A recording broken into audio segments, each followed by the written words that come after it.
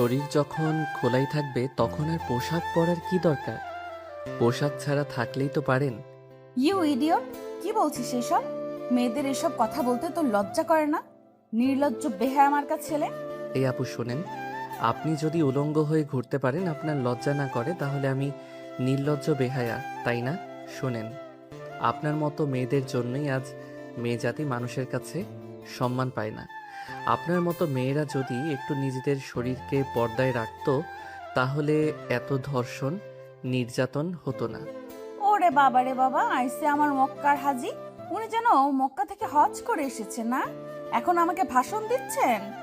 আমি না তোর এসব ভাষণ শুনতে আসিনি। দেখুন আপু, আপনার মতো মেয়েদেরকে না আসলে ভালো উপদেশ দিতে নেই। আপনার মতো মেয়েরা কখনোই ভালো কথার মানুষ না। আপনারা তো কখনো ভালো কথা বোঝেনি না। উল্টা আমাদেরকে কোনো একটা কথা বলে আপনার আরও 5টা কথা শুনিয়ে দেন। শোনেন, এভাবে উলঙ্গ হয়ে না মানুষের রাস্তায় বের হয় না। দেখ, এতক্ষণ ধরে তোর সঙ্গে ভদ্রভাবে কথা বলেও এখন কিন্তু আমি আমার মেজাজকে আর কোনোভাবেই কন্ট্রোল করতে পারছি না। তুই আমাকে উলঙ্গ কেন বলছিস? আমি কি পোশাক ছাড়া আছি নাকি? আমি তো পোশাক পরিধান করে রাস্তায় বের হয়েছি। দেখুন ম্যাডাম, এগুলোকে কোনো পোশাক বলে না। আপনি যেগুলো পরে আছেন এগুলো পোশাকের কাতারেই পড়ে না। আপনি যে পোশাকগুলো পরে আছেন এতে তো আপনার শরীরের অর্ধেকের বেশি অংশই দেখা যাচ্ছে। তাহলে এগুলো কেমন ধরনের পোশাক? দেখ, এগুলো ওয়েস্টার্ন পোশাক। এখনকার যুগের মেয়েরা এগুলোই পরে। আর এখনকার যুগের মেয়েরা না আদিম যুগের মেয়েদের মতো গাইয়া ভূত নয় যে সব সময় শাড়ি 3 পিস পরে ঘরের কোণে বসে থাকবে। এখন যুগ আপডেট হয়েছে। এখনকার যুগের সবাই এরকম পোশাকই পরে। হ্যাঁ ম্যাডাম, আপনি একদম ঠিক কথাই বলেছেন। এখন যুগ আপডেট হয়েছে, আর সেজন্যই তো এখন হাজার হাজার ধর্ষণের গল্প শোনা যায়। আগেকার যুগের মেয়েরা যখন পরিপূর্ণ পোশাক পরিধান করত তখন কিন্তু এত ধর্ষণ হতো না। আর এখন কেন এত ধর্ষণ, কেন চারদিকে এত হাজারি শোনা যায়? তুই আমাকে এতক্ষণ যে কথাগুলো বলেছিস তার জন্য তোকে অসংখ্য ধন্যবাদ, কিন্তু বিশ্বাস কর, এখানে দাঁড়িয়ে দাঁড়িয়ে তোর এসব লেকচার শোনার মতো কোনো সময় আমার নেই। আমাকে এখন যেতে হবে। এই বলে তিশা হনহন করে সেখান থেকে চলে যায়। আর এদিকে রাজ ভার্সিটিতে চলে আসে। রাজ এই বছর অনার্স ফাইনাল ইয়ারে পড়াশোনা করছে। সে তার বাবা মায়ের একমাত্র আদরের সন্তান। তার বাবা মায়ের কাছে সে যখন মুখ ফুটে যেটা চেয়েছে সেটাই পেয়েছে। তার বাবা মা তাকে অনেক আদর যত্ন নিয়ে বড় করেছে। যাই হোক ভিউয়ার্স, চলুন কথা না বাড়িয়ে মূল গল্পে ফিরে আসি। আর বাকি বিষয়টা না হয় আপনারা গল্পের মধ্যেই জেনে নেবেন। ক্যাম্পাসে এসেই তার বন্ধু নিলয়ের সঙ্গে তার দেখা হয়। কি ব্যাপার দোস্ত, কেমন আছিস? এই তো আলহামদুলিল্লাহ ভালোই আছি। তোর কি খবর? আর তুই না বলেছিলি তোর ছোট বোনকে আমাদের ভার্সিটিতে ভর্তি করাবি, তাহলে নিয়ে আসলি না কেন? আসলে শরীরটা ভালো নেই, গতকাল রাতে হঠাৎ করে খুব জ্বর এসেছে, তাই নিয়ে আসতে পারিনি। জ্বর একটু কমলে তারপরেই নিয়ে আসবো। যাই হোক, চল, ক্লাসের টাইম হয়ে গেছে, ক্লাসে যাওয়া যাক। এই বলে রাজ আর হৃদয় দুজনেই ক্লাসরুমে চলে আসে। প্রথম ক্লাসের ঘন্টা পড়তেই প্রিন্সিপাল স্যার একটা মেয়েকে নিয়ে ক্লাসরুমে ঢুকলো। তখনই ক্লাসের সবাই দাঁড়িয়ে সালাম প্রদর্শন করতে যাবে, তখনই রাজ দেখতে পেল সকালবেলা যে মেয়েটার সঙ্গে রাস্তায় সে কথা বলেছে ওই মেয়েটাই এখানে। তখন রাজ মনে মনে বলতে লাগলো, এই অর্ধনগ্ন মেয়েটা এখানে কি করছে? কথাটা মনে মনেই বলল রাজ। আর তখনই প্রিন্সিপাল স্যার সবাইকে উদ্দেশ্য করে বলতে লাগলো, ডিয়ার স্টুডেন্ট, এই হলো তিশা, তোমাদের নতুন টিচার। আর তার আরও একটা পরিচয় আছে, সে হলো আমার বেস্ট ফ্রেন্ডের একমাত্র মেয়ে। যাই হোক, তোমাদের সঙ্গে বেশি কথা বলার সময় আমার নেই, আমার কাজ আছে, আমাকে চলে যেতে হবে। তোমরা তোমাদের টিচারের সঙ্গে পরিচিত হয়ে নাও। এই বলে প্রিন্সিপাল স্যার ক্লাসরুম থেকে বের হয়ে চলে গেল। তখনই তিশা দেখতে পেল রাজ তার সামনেই বসে আছে। তখনই তিশা রাজকে তার কাছে ডেকে নিল আর বলতে লাগলো, এই ছেলে, এই যে নীল টি শার্ট পরা, তুমি আমার কাছে আসো। ম্যাডাম, আপনি কি আমাকে কিছু বলছেন? হ্যাঁ, তোমাকেই তো বলছি। তুমি ছাড়া তো ক্লাসরুমে নীল টি শার্ট পরা অন্য কেউ নেই। এদিকে আসো, তোমার সঙ্গে কথা আছে। হ্যাঁ ম্যাডাম, বলুন কি বলবেন। আমি আপনাকে কিভাবে সহযোগিতা করতে পারি? আমাকে তোমার কোনো সহযোগিতা করতে হবে না। তুমি আমাকে এটাই বলো যে তুমি এই ভার্সিটি থেকে কবে বের হয়ে যাচ্ছ। মানে, এসব আপনি কি বলছেন ম্যাডাম? আমি তো কিছুই বুঝতে পারছি না। এই ভার্সিটি থেকে কেন বের হয়ে চলে যাব? আমি কি কোনো অপরাধ করেছি? ওরে বাবা, ন্যাকা সাজা হচ্ছে তাই না? তুমি একটু আগে আমার সঙ্গে কি করেছো সেটা কি তুমি ভুলে গেছো নাকি? তুমি ভুলে গেলেও আমি তোমাকে মনে করিয়ে দিতে পারি। তোমার এই ভার্সিটিতে আর থাকা হবে না। তুমি আমার সঙ্গে যেটা করেছো একদম বেশি করে ফেলেছো। তখন তুমি আমার অচেনা কেউ ছিলে, তাই তোমাকে কিছু বলতে পারিনি। কিন্তু এখন তুমি এই ভার্সিটি স্টুডেন্ট, তাই এখানে পড়াশোনা কন্টিনিউ করাটা তোমার জন্য একটু টাফ হয়ে যাবে। ম্যাডাম, এখানে আমি আমার বাবার পয়সা দিয়ে পড়াশোনা করি, কারোর বাপের পয়সাই নয়। তাই আমার মনে হয় আপনি চাইলেও আমার কিছু করতে পারবেন না। মানে তুমি আমায় চ্যালেঞ্জ করছো? তাহলে আমিও তোমার চ্যালেঞ্জ একসেপ্ট করলাম। তুমি শুনে রাখো, আমি যদি ঠিক 7 দিনের মধ্যে তোমাকে এই ভার্সিটি থেকে বের করতে না পারি, তবে আমার নামও তিশা নয়। কথাটা মনে রেখো। ও তাই নাকি ম্যাডাম? তাহলে আপনি ঠিক করে রাখুন আপনার নাম কি রাখবেন। আমি এই ভার্সিটি থেকে যাচ্ছি না, এটা আপনাকে আমি বলে দিলাম। তিশা তখন কোনো কথা না বলে ক্লাস করানোতে মনোযোগ দিল। কিছুক্ষণ পর ক্লাস করানো শেষ হলে তিশা ক্লাসরুম থেকে বের হয়ে সোজা প্রিন্সিপাল স্যারের কেবিনে চলে গেল। প্রিন্সিপাল অবাক হয়ে জিজ্ঞাসা করলেন, কি ব্যাপার তিশা, তোমাকে এমন দেখাচ্ছে কেন? কিছু হয়েছে নাকি? আঙ্কেল, কি হয়নি সেটাই আপনি আমাকে জিজ্ঞাসা করেন? ওই ক্লাসের ওই বজ্জাত ছেলেটা যে আজ নীল টি শার্ট পরে এসেছে, ওকে এই ভার্সিটি থেকে বের করে দিতে হবে। ও যদি এই ভার্সিটিতে পড়াশোনা করে তাহলে আমি এখানে চাকরি করব না। এসব তুমি কি বলছো তিশা? তোমার কি মাথা খারাপ হয়ে গেছে নাকি? আমি বুঝতে পারছি তুমি রাজের কথা বলছো, কিন্তু রাজ আমার জানা মতে কখনোই কাউকে অন্যায় কিছু বলে না। দেখো, তুমি হয়তো ওকে ভুল ভাবছো। তুমি একটু মাথা ঠান্ডা করো, আরও ভালোভাবে চিন্তা ভাবনা করো, তাহলেই দেখতে পারবে ও যা করেছে কিংবা যা বলেছে সবটাই ঠিক, কোনো ভুল নেই। দেখুন স্যার, আমি আপনাকে শেষবারের মতো বলছি, এই ভার্সিটিতে হয়তো ওই ছেলেটা থাকবে, নয়তো আমি। কিন্তু তিশা, বিশ্বাস করো, এই দুটোর মধ্যেই কোনোটাই সম্ভব নয়। তুমি নতুন চাকরি নিয়েছো, এখন তুমি এই ভার্সিটি থেকে বের হয়ে যাও, অন্য জায়গায় চাকরি হয়ে যাবে। আর রাজ এই ভার্সিটির সবচাইতে ব্রিলিয়ান্ট স্টুডেন্ট, তাকে তো আমি কোনোভাবেই ভার্সিটি থেকে বের করে দিতে পারি না। তাছাড়া সে অনার্স ফাইনাল ইয়ারের স্টুডেন্ট, এই মুহূর্তে তো কোনোভাবেই সম্ভব নয়। আমি যদি তাকে ভার্সিটি থেকে বের করে দিই, তাহলে হয়তো এমনও হতে পারে যে আমার চাকরিটাও চলে যাবে। তিশা তখন কোনো কথা না বলেই রাগে গজগজ করতে করতে প্রিন্সিপালের কেবিন থেকে বের হয়ে আর মনে মনে ভাবতে লাগে, এই ছেলেটাকে যেভাবেই হোক একটু উচিত শিক্ষা দিতেই হবে, তা না হলে কাজ হবে না। অপরদিকে রাস্তু তার বন্ধু নিলয়কে প্রশ্ন করলো, কি ব্যাপার দোস্ত, কিছুই তো বুঝতে পারলাম না। ম্যাডাম নতুন এসেছে আর তোকে ডেকে নিয়ে এসব কি বললো? আরে দোস্ত, সেরকম কোনো ব্যাপার না। আসলে ম্যাডামকে যখন রাস্তায় দেখেছিলাম তখন জানতাম না ম্যাডাম আমাদের ভার্সিটিতেই চাকরি নিয়েছে। তখনই ম্যাডামকে ম্যাডামের পোশাকের ব্যাপারে কিছু কথা বলেছিলাম। ও আচ্ছা, এই ব্যাপার, বুঝতে পারছি। আসলে এই বিষয়টা ক্লাসরুমে আমিও লক্ষ্য করেছিলাম। ক্লাসের ছেলেগুলো ম্যাডামের দিকে কিভাবে তাকিয়েছিল তুই দেখেছিলি? ছেলেগুলো যেন একদম ম্যাডামের দিকে তাকিয়ে থেকে ম্যাডামকে গিলে খাবে এমন একটা অবস্থা। হ্যাঁ, সেটা তো আমি দেখতেই পাচ্ছিলাম। আসলে এই যুগের ছেলেরা এরকমই। ওরা তো শালীন পোশাক করে একটা মেয়েকে দেখলেও ইভটিজিং করতে চায়, আর সেখানে কিনা এরকম অর্ধনগ্ন একটা মেয়ে। যাই হোক, এসব তো আর আমরা চিন্তা করে কোনো লাভ নেই যে এই মেয়ে নিজের ভালো চিন্তা করে না, তার জন্য আমরা চিন্তা করে কি করব। হ্যাঁ দোস্ত, এটা তুই একদম ঠিক কথাই বলেছিস, যে নিজের ভালো চিন্তা করে না, আমরা তার জন্য চিন্তা করে কি করব। তার যেটা ভালো মনে হয় সেটাই করুক, আমাদের তো আর কোনো ক্ষতি হচ্ছে না। তার যা ইচ্ছা সে তাই করুক। এই কথা বলতে বলতে রাজ আর নিলয় দুজনেই ভার্সিটির ক্যান্টিনে চলে আসে। তখন দুপুর আনুমানিক 1টার মতো হবে বাজে, আর তখনই তিশা দুপুরের খাবার খাওয়ার জন্য ক্যান্টিনে আসে। তিশার রাজ আর নিলয় দুজনকে একসঙ্গে ক্যান্টিনে বসে থাকতে দেখে সেখানে যায় আর বলে, কি ব্যাপার, কি সমস্যা তোদের? তোরা দুজনে বসে বসে এখানে কি করছিস? আপনি যেটা করতে এসেছেন আমরাও সেটাই করছিলাম। আমি তোদের ম্যাম এটা জানার পরেও তোরা আমার সঙ্গে মুখে মুখে তর্ক করছিস? ওদের সাহস দেখে আমি অবাক না হয়ে পারছি না। ম্যাডাম, বিশ্বাস করুন না তো, অবাক হওয়ার কিছু নেই। এটা ক্যান্টিনে, এখানে সবাই খাবার খেতেই আসে।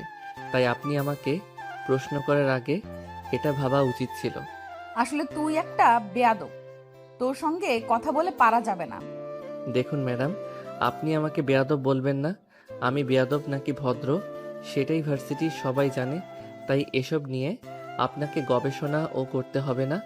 আপনি নিজেকে নিয়ে গবেষণা করুন, নিচে কিভাবে ভালো থাকতে পারবেন সেই চিন্তা করুন।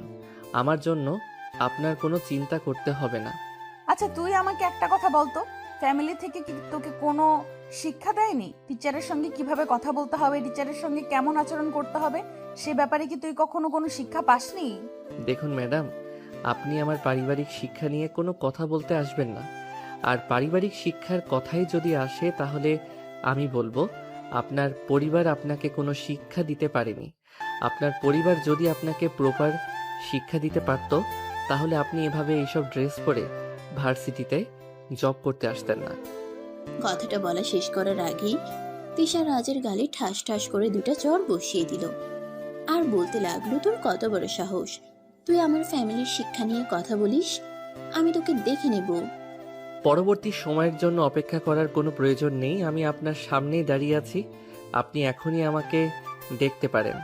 তোকে তো আমি কোনো সমস্যা নেই, জড়িয়ে ধরে কিছু করতে পারেন। You rascal, idiot. সে আপনার যা মনে হয় তাই, এ ব্যাপারে আমি আপনাকে কিছুই বলবো না। তবে আমি এখনো আপনাকে এটাই বলছি যে আপনার পরিবার আপনাকে প্রপার শিক্ষা দিতে পারেনি। আর হ্যাঁ, একটা কথা মনে রাখবেন, 2 কলাম পড়াশোনা শিখলেই কেউ শিক্ষিত হয় না। শিক্ষিত হওয়ার জন্য সবচাইতে বেশি প্রয়োজন হলো পারিবারিক শিক্ষা এবং নিজের মস্তিষ্ককে সুস্থ রাখা। আমি খুব ভালোভাবেই বুঝতে পেরেছি তোর সঙ্গে এইভাবে পারা যাবে না, তোকে অন্যভাবে সায়স্তা করতে হবে। কিন্তু তুই কোনো চিন্তা করিস না, আমি যতদিন পর্যন্ত তোকে সায়স্তা করতে না পারবো ততদিন পর্যন্ত শান্ত হব না। এই কথা বলে তিশা হন হন করে সেখান থেকে বের হয়ে যায়। আর এদিকে রাজ আর নিলয় দুজনে খাওয়া দাওয়া শেষ করে ক্যান্টিন থেকে বের হয়ে আসে। এর পরের দিন ছিল শুক্রবার। শুক্রবার বিকেলে রাজ তার বন্ধুদের সঙ্গে আড্ডা দেওয়ার জন্য বাসা থেকে বের হয় বাইক নিয়ে। বাজে রাস্তায় যেতেই কিছু বখাটে ছেলে পেলে তার পথ আগলে দাঁড়ায়। সে কোনো কিছু বুঝতে না পেরে বাইকে দাঁড় করায়। আর তখনই ছেলেগুলো দৌড়ে তার কাছে চলে আসে আর তার সামনে দাঁড়িয়ে বলতে থাকে, এই তোর কত বড় সাহস, তুই আমাদের ম্যাডামকে বিরক্ত করিস? তুই জানিস আমরা এখন তোর কি করব? না, জানি না, আর জানার কোনো ইচ্ছেও নেই। যদি নিজেদের ভালো চাস তাহলে আমার সামনে থেকে সরে দাঁড়া। আমি আমার বন্ধুদের কাছে যাচ্ছি, ওরা আমার জন্য অপেক্ষা করছে। দয়া করে আমাকে লেট করাস না। তোর বন্ধুদের কাছে যাওয়া তোর হবে না, তোকে আমরা জমের বাড়ি পাঠিয়ে দেওয়ার চিন্তা ভাবনা করছি। তুই এক্ষুনি এখান থেকে সোজা জমের বাড়ি চলে যাবি। দেখ, শুধু শুধু আমার সঙ্গে পাঙ্গা নিতে আসিস না। আমার সম্পর্কে তোদের কোনো আইডিয়া নেই, তাই আমার সামনে দাঁড়িয়ে এভাবে কথা বলার সাহস পাচ্ছিস। কিন্তু বিশ্বাস কর, তোদের এসব হুমকি থামকি আমি একটু ভয় পাই না। তাহলে তুই যেটা ভয় পাস সেটারই ব্যবস্থা করতে হবে। আর কোনো চিন্তা করিস না, আমরা সমস্ত রকম প্রিপারেশন নিয়ে এসেছি। এই বলে সবগুলো ছেলে একসঙ্গে রাজকে আক্রমণ করতে যাবে। আর তখনই রাজ তাদের সবাইকে প্রতিহত করতে শুরু করলো। ডিসুম ডিসুম করে সব কটাকে মারতে শুরু করলো। একদম সব কয়টাকে মেরে নাজেহাল অবস্থা করে দিল। আর তখনই সে তিশার নাম্বারে ফোন দিল। হ্যালো, তিশা স্পিকিং, কাকে চাই? আমি রাজ। আপনি যাকে মারার জন্য গুন্ডা বাহিনী ভাড়া করে পাঠিয়েছিলেন, আপনার সেই গুন্ডা বাহিনীকে আমি মেরে একদম তক্তা বানিয়ে দিয়েছি। এখন ওরা চৌরাস্তার মোড়ে আছে। আপনি দয়া করে আপনার গুন্ডা বাহিনীকে এখান থেকে হসপিটালে নিয়ে যাওয়ার ব্যবস্থা করুন। তা না হলে ওরা হয়তো মারা যেতে পারে, কারণ আমি ওদেরকে খুব ভালো করেই উত্তম মাধ্যম দিয়েছি। ফাও কথা বলার আর জায়গা পাস না? আমি তো 50,000 টাকা ভাড়া করে গুন্ডা বাহিনী পাঠিয়েছি ওকে আজকে মেরে ফেলার জন্য। এতক্ষণে হয়তো ওর লাশ ওরা মাটিতে পুঁতেও ফেলেছে। আর এখন তুই কিনা বলছিস যে তুই রাজ আর আমার গুন্ডা বাহিনীকে মেরে তক্তা বানিয়ে দিয়েছিস? এগুলো আমাকে বিশ্বাস করতে হবে? ম্যাডাম, বিশ্বাস না করলে আমার কিছুই করার নেই, কারণ আপনার গুন্ডা বাহিনীর সব কয়টা গুন্ডাকে আমি পিটিয়ে এমন অবস্থা করে দিয়েছি যে এরা এখন আর কথা বলার অবস্থাতে নেই। যাই হোক, আপনি না আসলেও সমস্যা হবে না। আমি ওদেরকে হসপিটালে পাঠিয়ে দিচ্ছি। দয়া করে হসপিটালের বিলটাও আপনি দিয়ে দিবেন। এই বলে তখনই রাজ টুম করে ফোনটা কেটে দিল। আর এদিকে তিশা তার ভাড়া করা মাস্তান বাহিনীর সরকারকে ফোন দিতে লাগলো, কিন্তু কেউ ফোন রিসিভ করলো না। তিশা পড়ে গেল মহা চিন্তায়। অপরদিকে রাজ অ্যাম্বুলেন্স ফোন করে মাস্তান বাহিনীর সব কয়টা ছেলেপেলেকে হসপিটালে নিয়ে যায়। তারপর ওদেরকে ভর্তি করিয়ে দিয়ে রিসিপশনে তিশার নাম্বারটা দিয়ে চলে আসে। কিছুক্ষণ পর হসপিটালের রিসিপশন থেকে তিশার নাম্বারে ফোন চাইতেই সব ফোনটা রিসিভ করে, আর তখনই রিসিপশনের মেয়েটা তিশাকে উদ্দেশ্য করে বলে, আসসালামু আলাইকুম, আপনি কি তিশা ম্যাডাম বলছেন? হ্যাঁ বলছি, কিন্তু আপনি কি আর আমাকে কেন ফোন করেছেন? একটু আগে আমাদের হসপিটালে বেশ কিছু ছেলেপেলেকে নিয়ে একজন লোক এসেছে। ওদের অবস্থা খুবই ক্রিটিক্যাল। উনি ওদেরকে ভর্তি করিয়ে তারপর আপনার নাম্বারটা দিয়ে চলে গেছেন। আপনি এক্ষুনি একবার সিটি হসপিটালে আসুন। এসব আপনি কি বলছেন? আমি তো বিশ্বাসই করতে পারছি না। তাহলে কি রাজ সত্যি সত্যি আমার গুন্ডা বাহিনীকে মেরে তক্তা বানিয়েছে? হ্যাঁ ম্যাডাম, একদমই তাই। ছেলেগুলোর অবস্থা খুবই খারাপ। ইমার্জেন্সি ওদেরকে ট্রিটমেন্ট করাতে হবে, তা না হলে অবস্থা খুবই খারাপ হয়ে যেতে পারে। আর ওদের অনেকগুলো ওষুধ লাগবে, এগুলোর দাম প্রায় 1.5 লাখ টাকার মতো। আর ওই টাকাটা আপনাকে পে করতে হবে, তা না হলে আমি ওদের ট্রিটমেন্ট করাতে পারবো না। কথাটা বলে তিশা পড়ে গেল মহা চিন্তায়। সে কি করবে কিছুই বুঝতে পারছে না। তখনই হঠাৎ করে সে তার আব্বুকে ফোন দেয় আর বলে, আব্বু, আমার এক্ষুনি 1.5 লক্ষ টাকা লাগবে। তুমি এক্ষুনি আমার অ্যাকাউন্টে ওই টাকাটা পাঠিয়ে দাও। এসব তুই কি বলছিস? এখন আমি এত টাকা কোথায় পাবো? তাছাড়া তুই তো খুব ভালো করেই জানিস আমাদের মধ্যবিত্ত ফ্যামিলি, আমরা যখন যা চাই তখন তাই করতে পারি না। তাই আমাদের সব কিছু চিন্তাভাবনা করেই করতে হয়। আব্বু, আমি কোনো কথা শুনতে চাই না। আমি তো তোমাকে বললাম আমার এক্ষুনি 1.5 লক্ষ টাকা লাগবে। তুমি এক্ষুনি এই টাকাটা আমার অ্যাকাউন্টে ট্রান্সফার করো। আচ্ছা ঠিক আছে, সেটা না হয় দিলাম, কিন্তু কি কারণে তোমার একটা টাকাও লাগবে? আমি তো সেই কারণটাই কিন্তু কি কারণে তোমার এতগুলো টাকা লাগবে আমি তো সেই কারণটাই জানতে পারি। সেই কারণটা তো আমাকে বলো। আব্বু, আমি তো তোমাকে বললাম যে টাকাটা আমার কাজে লাগবে, তাই আমি তো কোনো কাজে এই টাকাটা ব্যয় করব। তাহলে তুমি এত কৈফিয়ত আমার কাছে কেন চাইছো? আচ্ছা ঠিক আছে, আমি তোমার অ্যাকাউন্টে টাকা ট্রান্সফার করে দিচ্ছি। তবে একটা কথা তোমাকে বলি, এভাবে আজে বাজে ভাবে পয়সা নষ্ট করো না, কারণ পয়সা ইনকাম করতে খুব কষ্ট হয়। এই বলে তিশার আব্বু ফোনটা কেটে দেয় আর তিশার অ্যাকাউন্টে 1.5 লক্ষ টাকা ট্রান্সফার করে দেয়। আসলে তিশার আব্বুর আর্থিক অবস্থা অতটাও ভালো নয়।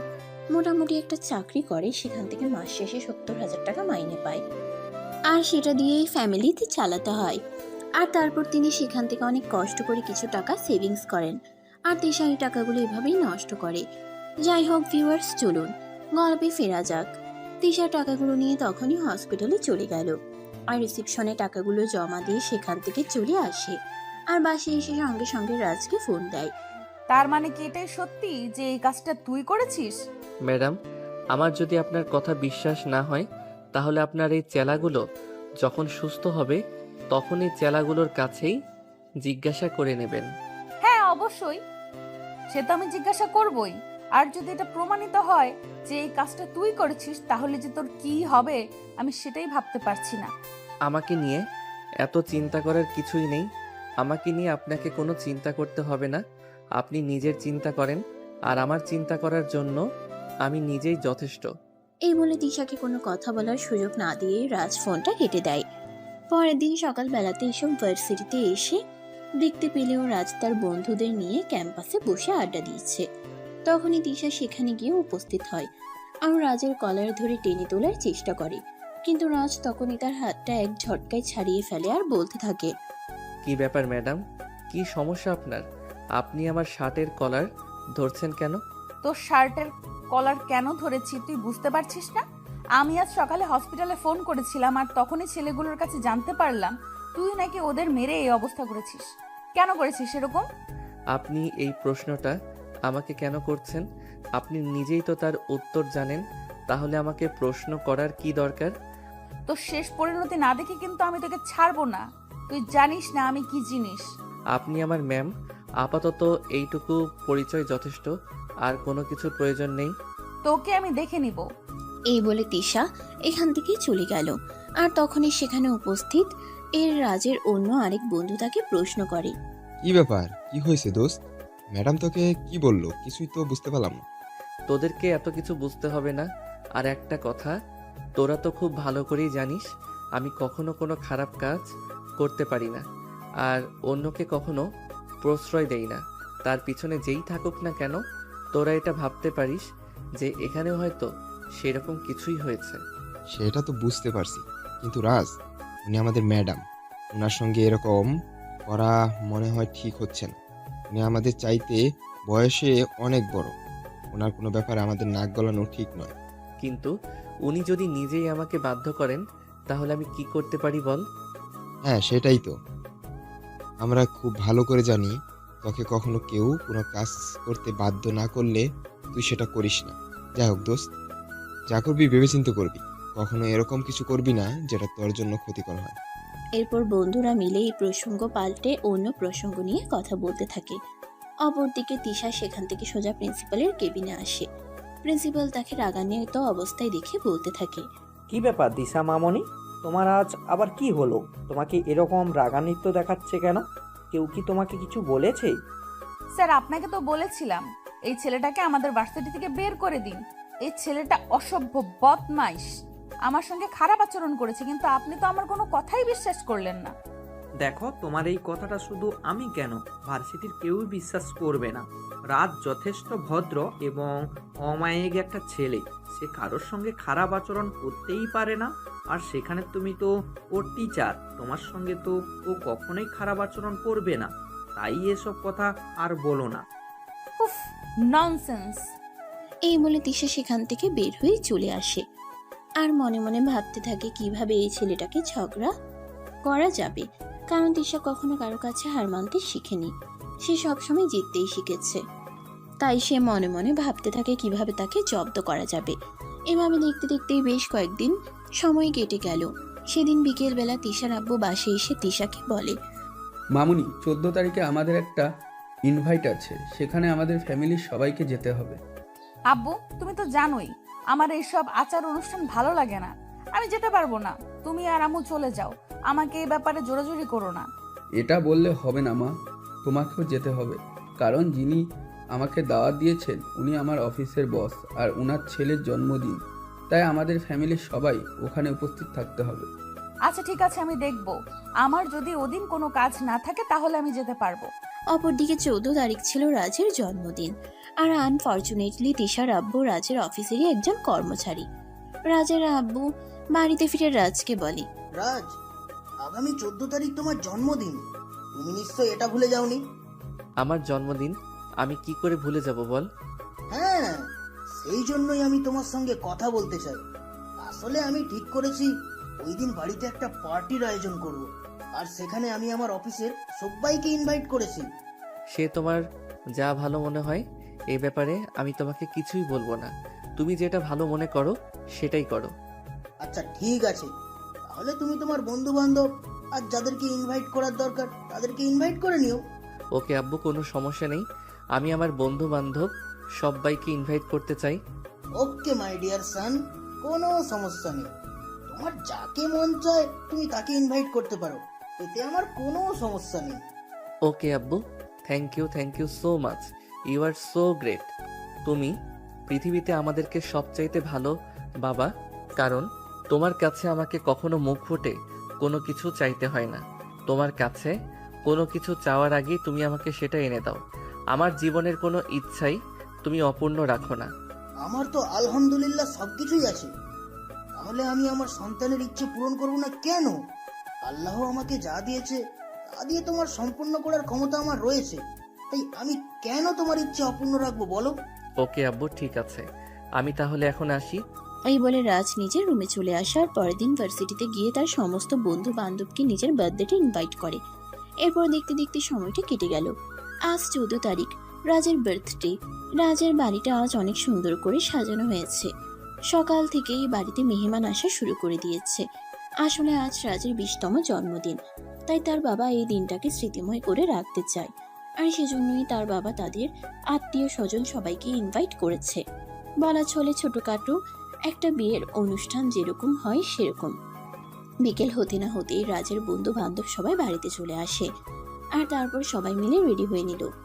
সন্ধ্যার দিকে সবাই ড্রয়িং রুমে চলে আসে, কারণ একটু পরেই রাজের জন্মদিনের অনুষ্ঠান শুরু হতে চলেছে। আর অপরদিকে তিশা নিজের রুমে রেডি হচ্ছিল তার বাবার অফিসের এমডি স্যারের ছেলের জন্মদিনে যাওয়ার জন্য। আর তখনই তার বাবা তাকে ডাক দেয়। কি ব্যাপার তিশা, তুমি এখনো রেডি হওনি কেন? তোমাকে তো বলেছিলাম সন্ধ্যার মতোই আমাদেরকে ওখানে উপস্থিত থাকতে হবে। এই তো হয়ে গেছে, তুমি জাস্ট 2 মিনিট দাঁড়াও, 2 মিনিটের মধ্যেই আমি রেডি হয়ে আসছি। তাছাড়া তুমি তো জানোই আমার রেডি হতে একটু বেশি সময় লাগে। আচ্ছা ঠিক আছে, তুমি একটু তাড়াতাড়ি করো, তা না হলে আমাদের সময় মতো পৌঁছাতে পারবো না। আর যদি সময় মতো না পৌঁছাতে পারি সবাই রাগ করবে। এই বলে তিশা তাড়াতাড়ি করে রেডি হয়ে নেয়। আর কিছুক্ষণের মধ্যেই তারা বাবা মেয়ে মিলে উদ্দেশ্যে রওনা দেয়। যদিও তিশা জানতো না ওটা রাজদের বাড়ি। কিছুক্ষণের মধ্যেই তারা সেখানে পৌঁছে যায়।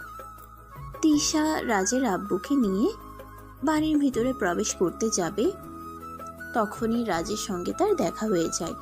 আসলে রাজের এক বন্ধু আসছিল, কিন্তু তার বাড়ি চিনত না, সেজন্যই এই রাজ তাকে রিসিভ করার জন্য বাড়ির বাইরে আসে।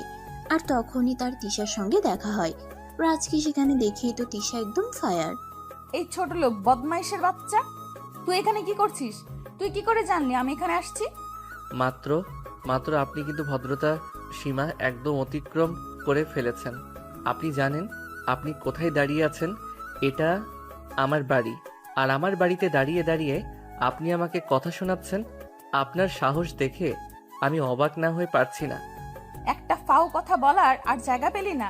এটা তোর বাড়ি তাই না? এটা আমার বাবার বসের বাড়ি, আর এখানে ওনার ছেলের জন্মদিনের অনুষ্ঠানের আয়োজন করা হয়েছে, আমরা সেখানেই ইনভাইটেড।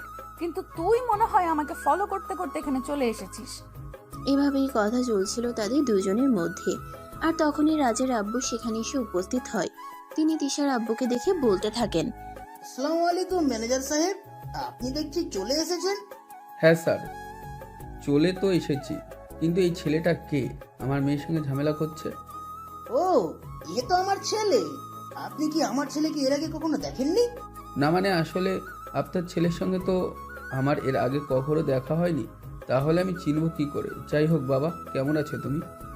এই তো আঙ্কেল, আলহামদুলিল্লাহ ভালোই আছি। কিন্তু ম্যাম কি আপনার মেয়ে?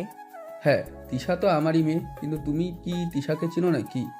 হ্যাঁ, ওনার আমাদের ভার্সিটিতে নতুন চাকরি হয়েছে, কিন্তু আপনার সম্পর্কে তো আমি আমার আব্বুর কাছে শুনেছি আপনি যথেষ্ট ভালো আর ভদ্র। তবে আপনার মেয়েটা এরকম কেন? এদিকে তিশার রাগে গজগজ করতেছে। আর তখনই সে তার আব্বুকে বলতে থাকে, আব্বু, আমি এখানে আর এক মুহূর্তও থাকবো না, তুমি এক্ষুনি আমাকে এখান থেকে নিয়ে চলো। আমি এখানে আর এক মুহূর্তও থাকতে চাই না। এইসব তুমি কি বলছো মা? এখানে আমরা একটা অনুষ্ঠানে এসেছি, এর অনুষ্ঠান শেষ না হলে চলে যাব কি করে? তাছাড়া তুমি তো জানো এখানে আমাকে আমার অফিসের বস ইনভাইট করেছে। আমি যদি এখান থেকে চলে যাই তাহলে আমার চাকরিতে ঝামেলা হতে পারে। আমি কোনো কথা শুনতে চাই না, আমি এক্ষুনি এখান থেকে চলে যাব। কিন্তু কেন মা, তোমাদের মধ্যে কি এমন হয়েছে যার কারণে তুমি এক্ষুনি এখান থেকে চলে যেতে চাইছো? তুমি তো জানোই আজ আমার ছেলের জন্মদিন। আজ আমার ছেলের 20 বছর পূর্ণ হতে চলেছে। তাই আমি এই দিনটাকে অবিস্মরণীয় করে রাখার জন্য এত বড় করে আয়োজন করেছি। আর সেখানে তোমরা থাকবে না, এটা তো হতে পারে না। তোমাদের মধ্যে যদি ব্যক্তিগতভাবে কোনো ঝামেলা থেকেও থাকে, এটা তোমরা পরে মিটিয়ে নিও, কিন্তু এখান থেকে চলে যেও না প্লিজ। হ্যাঁ মা, আমাদের এখন এখান থেকে চলে যাও একদম ঠিক হবে না। হ্যাঁ মা, আমাদের এখন এখান থেকে চলে যাওয়া ঠিক হবে না। তোমাদের নিজেদের মধ্যে যদি কোনো ব্যক্তিগত ঝামেলা থাকে তাহলে ওটা তোমরা পরে মিটিয়ে নিও, কিন্তু এখন এখানে থেকে কোনো সিন ক্রিয়েট করো না প্লিজ। তুমি আমার সঙ্গে ভেতরে চলো। ঠিক আছে, শুধু তোমরা দুজনে বলছো বলে আমি ভেতরে যাচ্ছি, তা না হলে আমি এখানে আর এক মুহূর্তও দাঁড়াতাম না। এই বলে তিশা ভিতরে চলে আসে। আর ভিতরে চলে আসার পর রাজ চলে যায় তার বন্ধুকে রিসিভ করতে। তারপর সেদিন বন্ধুকে নিয়ে ড্রয়িং রুমে আসে। আর অনুষ্ঠান শুরু হতে যাবে, তখনই রাজের বন্ধু নিলয় তাকে বলে, কি ব্যাপার দোস্ত, দেখছি তুই তলে তলে টেম্পো চালাচ্ছ। মানে তুই কি বুঝিস? আমি তো কিছুই বুঝতে পারছি না, তুই আমাকে কি বলতে চাইছিস একটু খুলে বল, তা না হলে আমি বুঝবো কি করে? তুমি কোনো কিছুই বুঝতে পারছো না নাকি বুঝতে চাইছো না সেটা আমাকে বলো। ম্যাম এখানে কেন এসেছে? নিশ্চয়ই তুমি ম্যামকে ইনভাইট করেছো। আরে না, তোর কি মাথা খারাপ হয়ে গেছে নাকি? এই মেয়েকে আমি কেন ইনভাইট করতে যাব? আসলে ওর আব্বু আমাদের অফিসে চাকরি করে, সেটা আমি জানতাম না। আর আমার আব্বু ওদেরকে ফ্যামিলি সহ ইনভাইট করেছে, তাই এখানে এসেছে। এখানে আমার কোনো হাত নেই। তাছাড়া আমি এই ব্যাপারে কোনো কিছু জানতাম না। আরে ভাই, আমাদের সামনে আর তোকে সাধু সাজতে হবে না। আমরা খুব ভালোভাবেই বুঝতে পেরেছি সব কিছু, তাই আমাদের সামনে সাধু সাজার কোনো প্রয়োজন নেই। দিলীপ মৃত্যুর আমার বন্ধু, আর আমি তোদের কাছে কেন কোনো কিছু লুকাতে যাব? তাছাড়া তুই তো খুব ভালো করে জানিস প্রেম টেম ওইসব কখনো আমার জীবনে আসেনি, আর ভবিষ্যতে আসবে কিনা সেটা কোনো গ্যারান্টি নেই। তাই আমার মনে হয় এসব কথা বলে কোনো লাভ নেই। আচ্ছা বাবা, ঠিক আছে, কোনো সমস্যা নেই। এখন এসব কথা বাদ দাও। কেক কাটার সময় হয়ে গেছে, সবাই অপেক্ষা করছে। এই বলে সবাই মিলে কেক কাটতে চলে আসে। আর কেক কাটা হলে রাজ একে একে সবাইকে কেক খাইয়ে দিচ্ছিল। তখনই তিশার পালা চলে আসে। রাজ যখন তিশার দিকে কেকটা এগিয়ে দিল, তিশা তখনই নিজের মুখটা ঘুরিয়ে নিল। এটা দেখে রাজ বলতে লাগলো, ম্যাম দেখুন, এখানে অনেকেই উপস্থিত আছে। সবার মাঝে এটা প্রকাশ করতে চাইবেন না যে আপনার আমার মতে ঝামেলা আছে। আপনার আর আমার মধ্যে ঝামেলা আছে, যেটা আমাদের ব্যক্তিগত ব্যাপার। এখানে অন্য কেউ ঢুকে পড়ুক, সেটা কিন্তু আমি চাই না। তখন তিশার অনিচ্ছা থাকা সত্ত্বেও তিশা রাজের থেকে কেকটা খেয়ে নেয়। আর কিছুক্ষণ পর সবাই মিলে খাওয়া দাওয়া করে নিল। এদিকে দেখতে দেখতে রাত 10টার মতো বেজে গেল। তিশা আর তার আব্বু বাড়িতে যাওয়ার জন্য রওনা দিল, কিন্তু তারা কোনো গাড়ি পাচ্ছিল না। তখনই রাজ বাইরে আসে তিশার আব্বুকে দেখে বলতে থাকে, কি ব্যাপার, কি হয়েছে আঙ্কেল? কোনো সমস্যা নাকি? হ্যাঁ বাবা, আসলে আমার বাড়িতে যাওয়ার জন্য কোনো গাড়ি পাচ্ছি না, সেই জন্য এখানে দাঁড়িয়ে আছি। এই ব্যাপার, আচ্ছা ঠিক আছে, কোনো সমস্যা নেই। আপনি একটু ওয়েট করুন, আমি গাড়ি নিয়ে আসছি, আপনাদের বাড়িতে পৌঁছে দেব। না, তার কোনো প্রয়োজন হবে না। প্রয়োজন হলে খেতে খেতে বাসায় চলে যাব, কিন্তু তোমার মতো ছেলের সঙ্গে গাড়িতে করে বাড়িতে যাব না। দেখুন ম্যাম, আমি আপনার ভালোর জন্যই বলছি, আপনাকে বাড়িতে পৌঁছে দিয়ে আসবো। এখন যদি আপনি নিজের ভালোটা বুঝতে না পারেন, তাহলে তো আমার কিছুই করার নেই। রাত 10টার মতো বেঁচে গেছে, আর এদিকে 10টার পর কোনো গাড়ি পাওয়া যায় না। তাই আমার মনে হয় কোনো গাড়ি পাবেন না। যদি ভালো চান তাহলে চলুন, আমি আপনাদেরকে বাড়িতে পৌঁছে দিয়ে আসি। হ্যাঁ মা, রাজা একদম ঠিক কথাই বলেছে। রাত 10টার পর এদিকে কোনো গাড়ি পাওয়া যায় না। তুই আর এরকম করিস না রাজ, আমাদের বাড়িতে পৌঁছিয়ে দিয়ে আসো। তখন আর কোনো কথা বলে না, চুপচাপ দাঁড়িয়ে। এদিকে রাজ গ্যারেজ থেকে নিজের গাড়িটা বের করে আর তারপর তিশা আর তার আব্বুকে গাড়িতে উঠতে বলে। প্রায় 20 মিনিট পর রাজ তিশা আর তার আব্বুকে তাদের বাড়িতে পৌঁছে দেয়। আর এদিকে তিশা গাড়ি থেকে নামতে যাবে, তখনই রাজ তিশার কানে কানে বলতে থাকে, সত্যি আপনাকে অনেক সুন্দর লাগছিল। যদিও সবার সামনে কথাটা বলতে পারিনি, তাই এখন আপনাকে বললাম। শাড়িতে কিন্তু আপনাকে অসম্ভব সুন্দরী লাগে। তিশা তখন কোনো কথা না বলে মুখটাকে একটা ভেঙচি মেরে সেখান থেকে চলে গেল। এদিকে রাজ তাদেরকে বাড়িতে পৌঁছে দিয়ে তারপর গাড়ি নিয়ে বাড়িতে চলে আসে। বাসায় প্রবেশ করা মাত্রই তার আব্বু তাকে জিজ্ঞাসা করলো, কি ব্যাপার বাবা, কোথায় গিয়েছিলে তুমি? তোমাকে তো একটা কাজের জন্য আমি অনেক কথা বলে খুঁজতেছিলাম, কিন্তু কোথাও তোমাকে খুঁজে পাচ্ছিলাম না। আসলে আব্বু, ওইটা ম্যানেজার সাহেব ওনার মেয়েকে নিয়ে আমাদের বাড়িতে দাওয়াতে এসেছিলেন না। ওনারা বাড়িতে যাওয়ার জন্য কোনো গাড়ি পাচ্ছি না, তাই আমি গাড়ি নিয়ে ওনাদেরকে বাড়ি পর্যন্ত পৌঁছে দিয়ে আসলাম। আর সেই জন্যই তুমি হয়তো আমাকে কোথাও খুঁজে পাওনি। তো যাই হোক, বলো কি হয়েছে? না, সেরকম কোনো ব্যাপার না। আসলে আমাকে একটু কালকেই ব্যবসার কাজে ইংল্যান্ডে যেতে হবে। এইমাত্র আমার একটা মেল এসেছে, আর সেখানে আমাকে 1 সপ্তাহের মতো থাকতে হবে। তাই এই কয়দিন তোমাকে একটু অফিসে যেতে হবে বাবা। এসব তুমি কি বলছো? আমি তো আজকে রাখি কখনো অফিসে যাইনি। অফিসের কাজকর্ম তো আমি কিছুই বুঝি না, তাহলে অফিসে গিয়ে আমি করবোটা কি? তাছাড়া আমার তো ভার্সিটি আছে। ভার্সিটিতে কোনো সমস্যা হবে না। আমি তোমার প্রিন্সিপালের সঙ্গে কথা বলে সব ঠিক করে নেব, আর অফিসের সব কাজ ম্যানেজারকে বলে দিব তোমাকে বুঝিয়ে দিতে। আচ্ছা ঠিক আছে, আমাকে যদি কাজ বুঝিয়ে দেওয়া হয় তাহলে ইনশাআল্লাহ আমি বুঝে নিতে পারবো, কোনো সমস্যা হবে না। তোমার চিন্তার কোনো কারণ নেই।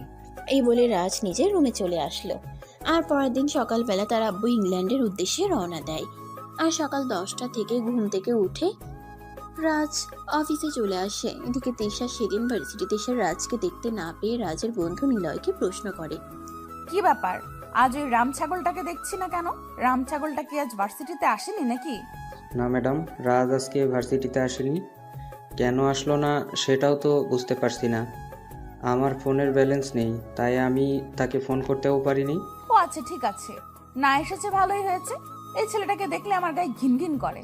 ছেলেটাকে আমার একদমই দেখতে মন চায় না। তোমরা সবাই ক্লাসে মনোযোগ দাও।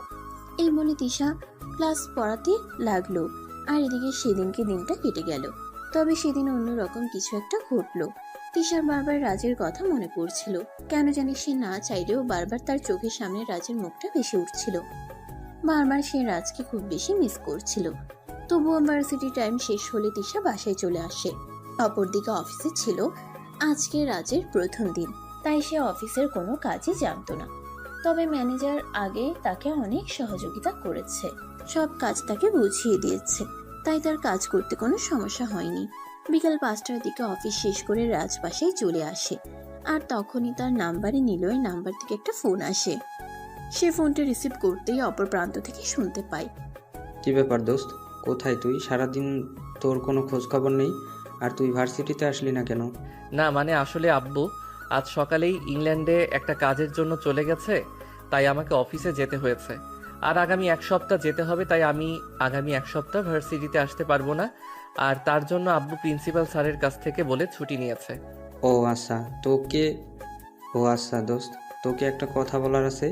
আজ যে তুই ভার্সিটিতে আসিসনি, এটা দেখে তিশা ম্যাম তোর খোঁজ খবর নিছিল।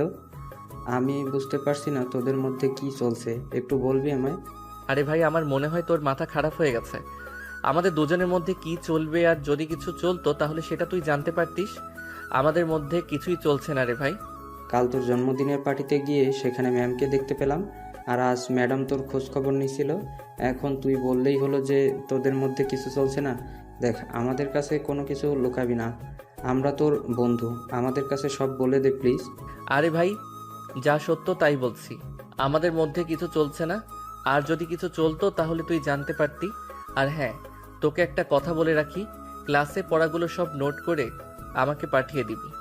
আর আমি যে অফিসে যাচ্ছি এটা যেন তুই ছাড়া অন্য কেউ জানতে না পারে।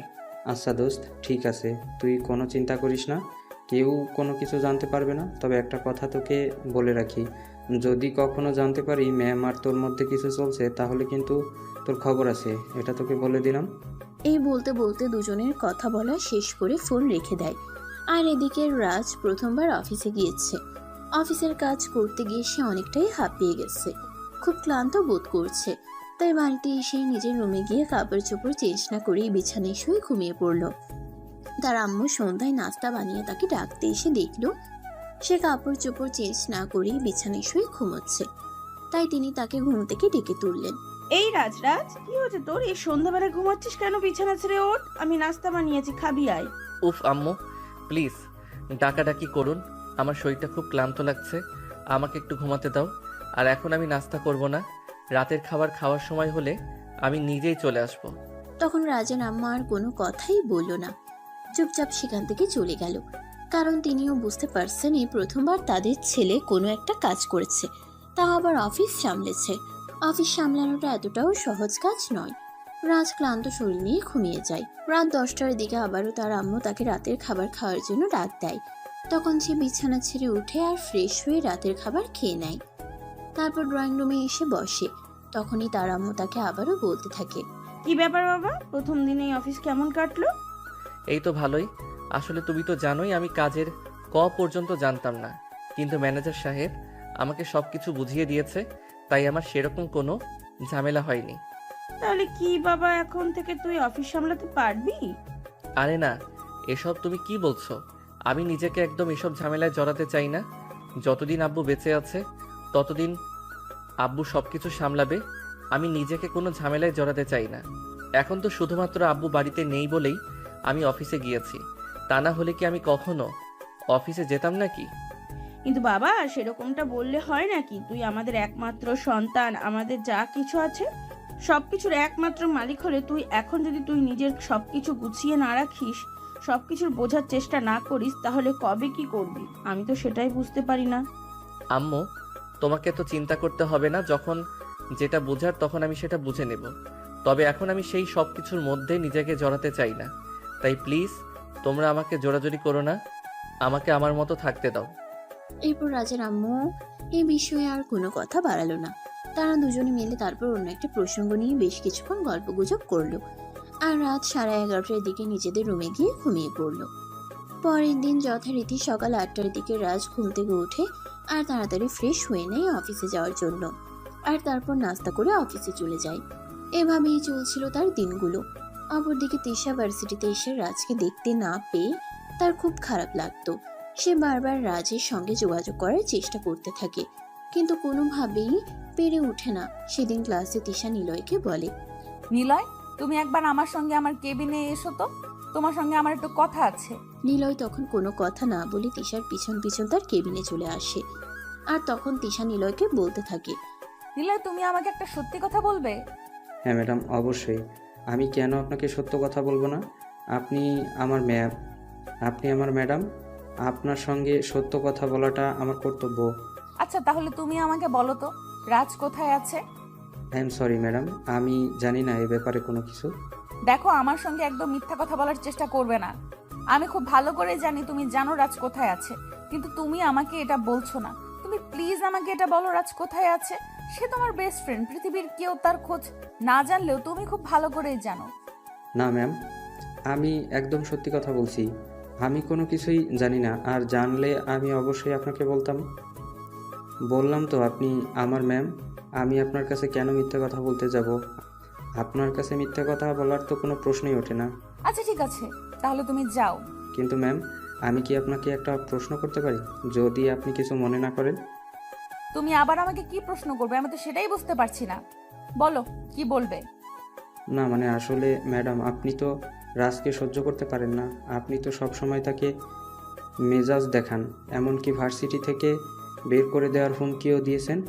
কিন্তু আজ এই কয়েকদিন ধরে ভার্সিটিতে না আসায় আপনি তার ব্যাপারে এত খোঁজ খবর কেন নিচ্ছেন? আমার মনে হয় তুমি তোমার সীমা অতিক্রম করে ফেলেছো। তুমি আমার ছাত্র, সেটা তুমি ভুলে গেছো। তাই আমি তোমাকে বলছি, তুমি তোমার সীমার মধ্যে থাকো, সীমা অতিক্রম করার চেষ্টা করো না। হ্যাঁ ম্যাডাম, সেটা তো অবশ্যই। আপনি আমার ম্যাডাম আর আমি আপনার স্টুডেন্ট, সেটা তো অবশ্যই আমাকে মাথায় রাখতে হবে। তবুও রাজ আমার বেস্ট ফ্রেন্ড, তার সম্পর্কে তো আমি সব কিছুই ভালো করে জানি। সে কখনো মেয়েলি ব্যাপারে দুর্বল হয় না। তবে আপনাকে দেখে কেন জানি আমার মনে হচ্ছে আপনি তার প্রতি একটু দুর্বল হয়ে গেছেন। এই চুপ করো। তুমি যা বলেছো বলেছো, এইসব কথা আর কখনো ভুলেও বলবে না, তাহলে কিন্তু আমি রাজের বদলে তোমাকে ভার্সিটি থেকে বের করে দিতে বাধ্য হব। ঠিক আছে ম্যাডাম, আমি আপনাকে এই ব্যাপারে কোনো প্রশ্ন করব না। তবে আমি এই ভার্সিটি থেকে বের হয়ে চলে যেতে চাই না, কারণ আমার বাবা অনেক স্বপ্ন নিয়ে আমাকে ভার্সিটিতে পাঠিয়েছে পড়াশোনা করার জন্য। তাই পড়াশোনা করাটাই আমার একমাত্র লক্ষ্য। অন্য কোনো দিকে আমি মনোযোগ দিতে চাই না। এই বলে নিলয় তিশা ম্যামের কেবিন থেকে বের হয়ে চলে আসে। সেদিন ভার্সিটি ছুটি হতেই নিলয় বাসে এসে রাজের নাম্বারে ফোন দেয় 2-3 বার। ফোন হওয়ার পর রাজ ফোনটা রিসিভ করে আর বলতে থাকে, কি ব্যাপার দোস্ত, তুই হঠাৎ এই অসময়ে ফোন দিচ্ছিস কেন? তুই তো জানিস আমি অফিসে আছি, একটু কাজের মধ্যে আছি। আরে ভাই, আমাদেরকে মিষ্টি খাওয়ানোর ব্যবস্থা কর, তারপর না হয় কাজ করবি। মানে এসব তুই কি বলছিস? আমি কেন তোকে মিষ্টি খাওয়াতে যাব? তাছাড়া কি এমন হয়েছে যার জন্য তোকে আমার মিষ্টি খাওয়াতে হবে? আমার মনে হয় তোর জন্য ম্যাডামের মনে লাড্ডু ফুটছে, তাই মিষ্টি খাওয়াতে হবে। ধুর, ফালতু কথা বলার আর জায়গা পেলি না। এসব আবল তাবল কথা কোথা থেকে শুনেছিস, আর কেনই বা আমাকে বলছিস? আরে না ভাই, আমি একদম আবল তাবল কথা বলছি না, যা সত্য তাই বলছি, একদম সত্য কথা বলছি। আমার মনে হয় ম্যাম তোর প্রেমে পড়েছে। দেখ, একটাও বাজে কথা বললে কিন্তু আমি তোর সঙ্গে আর কোনো কথাই বলবো না। আমি ভুলে যাব তুই আমার বেস্ট ফ্রেন্ড। হ্যাঁ, আমি খুব ভালো করেই জানি তুই আমার বেস্ট ফ্রেন্ড, আর সেজন্যই বলছি, আমি যা বলছি একদম সত্য কথা বলছি, আমি কোনো মিথ্যা কথা বলছি না। আমার সত্যি মনে হচ্ছে ম্যাম তোর প্রেমে পড়েছে। আমার মনে হয় তুই একটু মেয়াদোত্তীর্ণ গাঁজা খেয়েছিস আর সেই জন্য এরকম বলছিস। ম্যাম বন্ধু কি আমার প্রেমে পড়তে যাবে? ম্যামের আচার আচরণ দেখে আমার এরকমটাই মনে হচ্ছে, তাই আমি তোকে বলছি। কারণ আমি প্রতিদিনই ভার্সিটিতে যাওয়ার পর ম্যাম আমাকে নিজের কাছে ডেকে নিয়ে প্রশ্ন করে। আরে ভাই, কেউ কারোর ব্যাপারে কোনো কিছু জিজ্ঞাসা করতেই পারে, তার মানে এই নয় যে সে আমার প্রেমে পড়েছে, বুঝতে পেরেছিস? এসব ফালতু কথা বন্ধ কর। এখন আমি অফিসে আছি, অফিসের কাজ করতে দেওয়ার। আগামীকাল শুক্রবার, আগামীকাল আমার বাসায় চলে আসিস, তোর সঙ্গে আড্ডা দেব। এরপর নিলয়কে আর কোনো কথা বলার সুযোগ না দিয়ে রাজ ফোনটা কেটে দেয় আর অফিসে কাজ করতে থাকে। পরের দিন বিকালবেলা নিলয় যথাসময়ে রাজের বাড়িতে চলে আসে। রাজ আর নিলয় দুজনে রাতে রুমে বসে গল্প করছিল। তখনই হঠাৎ কলিং বেলের আওয়াজ শোনা গেল। রাজার আম্মু দরজা খুলে দিল, আর দরজা খুলে তিনি তিশাকে দেখতে পেয়ে বললেন, আমি যদি ভুল না করে থাকি তাহলে তুমি আমাদের ম্যানেজারের মেয়ে দিশা না? আন্টি, আপনি একদম ঠিক ধরতে পেরেছেন। তবে আমার আরো একটা পরিচয় আছে। আপনি কিন্তু জানেন না যে আমি আপনার ছেলের ম্যাম হই। ও আচ্ছা, এই ব্যাপার। তাহলে তো খুব ভালোই হলো। তাই তো ফোনের ভিতরে আসো। এই বলে রাজার আম্মু তিশাকে নিয়ে বাড়ির ভেতরে চলে আসলো আর তিশাকে ড্রয়িং রুমে বসতে দিল। তখনই তিশা রাজের আম্মুর কাছে জিজ্ঞাসা করলো, আন্টি, আমি আসলে একটা দরকারে এসেছি। রাজ কয়দিন ধরে ভার্সিটিতে যাচ্ছে না কেন? তার কি কোনো প্রবলেম হয়েছে নাকি? আমি তো তার বন্ধুর সাথে জিজ্ঞাসা করেছিলাম, সে তো বললো কোনো কিছুই জানে না। আসলে মা, তোমার আঙ্কেল কয়দিন ধরে বাসায় নেই। উনি অফিসে একটা কাজের জন্য ইংল্যান্ড গেছে, আর সেই জন্য রাজকে অফিস সামলাতে হচ্ছে। সেই জন্য সে অফিসে যেতে পারছে না। ও আচ্ছা, এই ব্যাপার। যাই হোক আন্টি, রাজ এখন কোথায় আছে? আমি একটু তার সঙ্গে দেখা করতে চাই। তার সঙ্গে আমার একটু জরুরি দরকার আছে। আপনি কি প্লিজ তার সঙ্গে আমাকে একটু দেখা করিয়ে দিতে পারবেন? হ্যাঁ অবশ্য, কেন নয়। তুমি উপরে গিয়ে ডান দিকে 2 নম্বর রুমটায় চলে যাও। সেখানেই রাস্তার বন্ধুদের সঙ্গে বসে বসে আড্ডা দিচ্ছে। তিশা তখন আর কোনো কথা না বলে সেখান থেকে সোজা উপরে চলে আসে আর রুমে এসে দেখতে পায় রাজ আর নিলয় দুজনে একসঙ্গে বসে আড্ডা দিচ্ছে। সে রাজকে নিজের চোখের সামনে দেখতে পেয়ে আর কোনোভাবে নিজেকে কন্ট্রোল করতে পারছিল না। তাই সে দূরে গিয়ে রাজকে জড়িয়ে ধরে বলতে লাগলো, তুমি এতদিন আমার সঙ্গে কোনো যোগাযোগ করনি কেন? যাও, তোমাকে দেখতে না পেয়ে আমার কতটা কষ্ট হচ্ছিল। আমি তো ভেবেছিলাম হয়তো তোমার কিছু হয়ে গেছে। তোমাদের বাড়িতে আসারও সাহস পাচ্ছিলাম না, তাই তোমার কোনো খোঁজও নিতে পারছিলাম না। তিশার এমন কর্মকাণ্ড দেখে রাজ আর নিলয় দুজনেই হতবাক হয়ে যায়। তারা কেউ বুঝতে পারছে না কি হচ্ছে এখানে এসব। এদিকে নিলয় তখন অনেকটা লজ্জায় পড়ে যায় আর রুম থেকে বের হয়ে আসছে। এদিকে রাজ তিশাকে নিজের দিকে ছাড়ানোর চেষ্টা করতে থাকে আর বলতে থাকে, আরে ম্যাম, এসব আপনি কি করছেন? আর এসব কি পাগলের মতো আবল তাবল বকছেন? আপনার কি মাথা খারাপ হয়ে গেছে নাকি? হ্যাঁ, আমার মাথা একদম ঠিক হয়ে গেছে। আমি তোমাকে দেখতে পাইনি বলে আমার মাথা সত্যিই খারাপ হয়ে গেছে। তুমি কেন এতদিন ভার্সিটিতে যাওনি? আর তুমি অফিসে গেছো সেটা আমাকে বলে যাওনি কেন? আরে ম্যাডাম, আমার বাবার অফিস আমি চাইলে যে কোনো সময় যেতেই পারি। এতে আপনার কাছে বলে যাওয়ার কি আছে? আর আপনি আমাকে এভাবে জড়িয়ে ধরে আছেন কেন? প্লিজ আমাকে ছাড়ুন। আম্মু বাড়িতে আছে, দেখে ফেলতে পারে। আম্মু আমায় ভুল বুঝবে। প্লিজ ছেড়ে দিন আমায়। না, আমি তোমাকে একটুও ছাড়বো না। তোমাকে ছাড়া আমার কতটা কষ্ট হয়েছে জানো? আমি প্রতিটা মুহূর্ত তোমাকে কতটা মিস করছিলাম। তোমাকে দেখতে না পেয়ে আমি তো পাগল প্রায় হয়ে যাচ্ছিলাম। তাই পাগলের মতো ছুটে তোমাদের বাড়িতে চলে আসলাম। ম্যাম, এবার কিন্তু আমার সত্যি মনে হচ্ছে আপনার মাথায় সমস্যা হয়েছে। আপনাকে ডাক্তার দেখানো দরকার। প্লিজ আপনি আমাকে ছাড়ুন। আপনি হয়তো ভুলে যাচ্ছেন আপনি আমার ম্যাম আর আমি আপনার স্টুডেন্ট। এভাবে আমাকে জড়িয়ে ধরাটা আপনার একদমই ঠিক হচ্ছে না। কেন? আমি তোমার ম্যাম বলে কি তোমায় ভালোবাসতে পারি না? এটা কি কোনো হাদিসে লেখা আছে নাকি? বিশ্বাস করো, আজ আমি তোমাকে ভালোবেসে ফেলেছি। আমি তোমার প্রেমে পড়ে গেছি। আমি নিজেকে তোমায় বিহীন করতে পারছি না। এই বলে তিশা রাজকে আরো শক্ত করে জড়িয়ে ধরে আর কান্না করতে থাকে। এদিকে রাজ কি করবে কিছুই বুঝতে পারছে না। তিশার এমন কর্মকাণ্ডে সে একদম বাকরুদ্ধ হয়ে গেছে। তারপরও সে তিশাকে নিজের দিকে ছাড়ানোর চেষ্টা করতে থাকে। 2 মিনিট পর সে তিশাকে কোনো রকমে নিজের থেকে ছাড়িয়ে নেয় আর দূরে গিয়ে দাঁড়ায়। ম্যাম, এবার আপনি একটু ঠান্ডা হয়ে বসুন আর তারপর আমাকে বলুন তো আপনার কি হয়েছে। আমি তোমায় ভালোবেসে ফেলেছি। এসব পাগলামো বন্ধ করুন আর কাজের কথা বলুন। আপনি এখানে কেন এসেছেন? আমি একদম পাগলামো করছি না। আমি সত্যিই তোমায় ভালোবেসে ফেলেছি। জানি না কিভাবে আমি তোমার প্রেমে পড়ে গেলাম আর তোমায় এতটা ভালোবেসে ফেললাম। তোমাকে ছাড়া আমি আমার জীবনটা কল্পনাও করতে পারছি না। প্লিজ তুমি আমার ভালোবাসা একসেপ্ট করো। আমাকে অবহেলা করো না। আমি তোমার ছাড়া থাকতে পারছি না। খুব কষ্ট হচ্ছে আমার। এদিকে এইসব কথাবার্তা রুমের বাইরে দাঁড়িয়ে দাঁড়িয়ে নিলয় শুনছিল।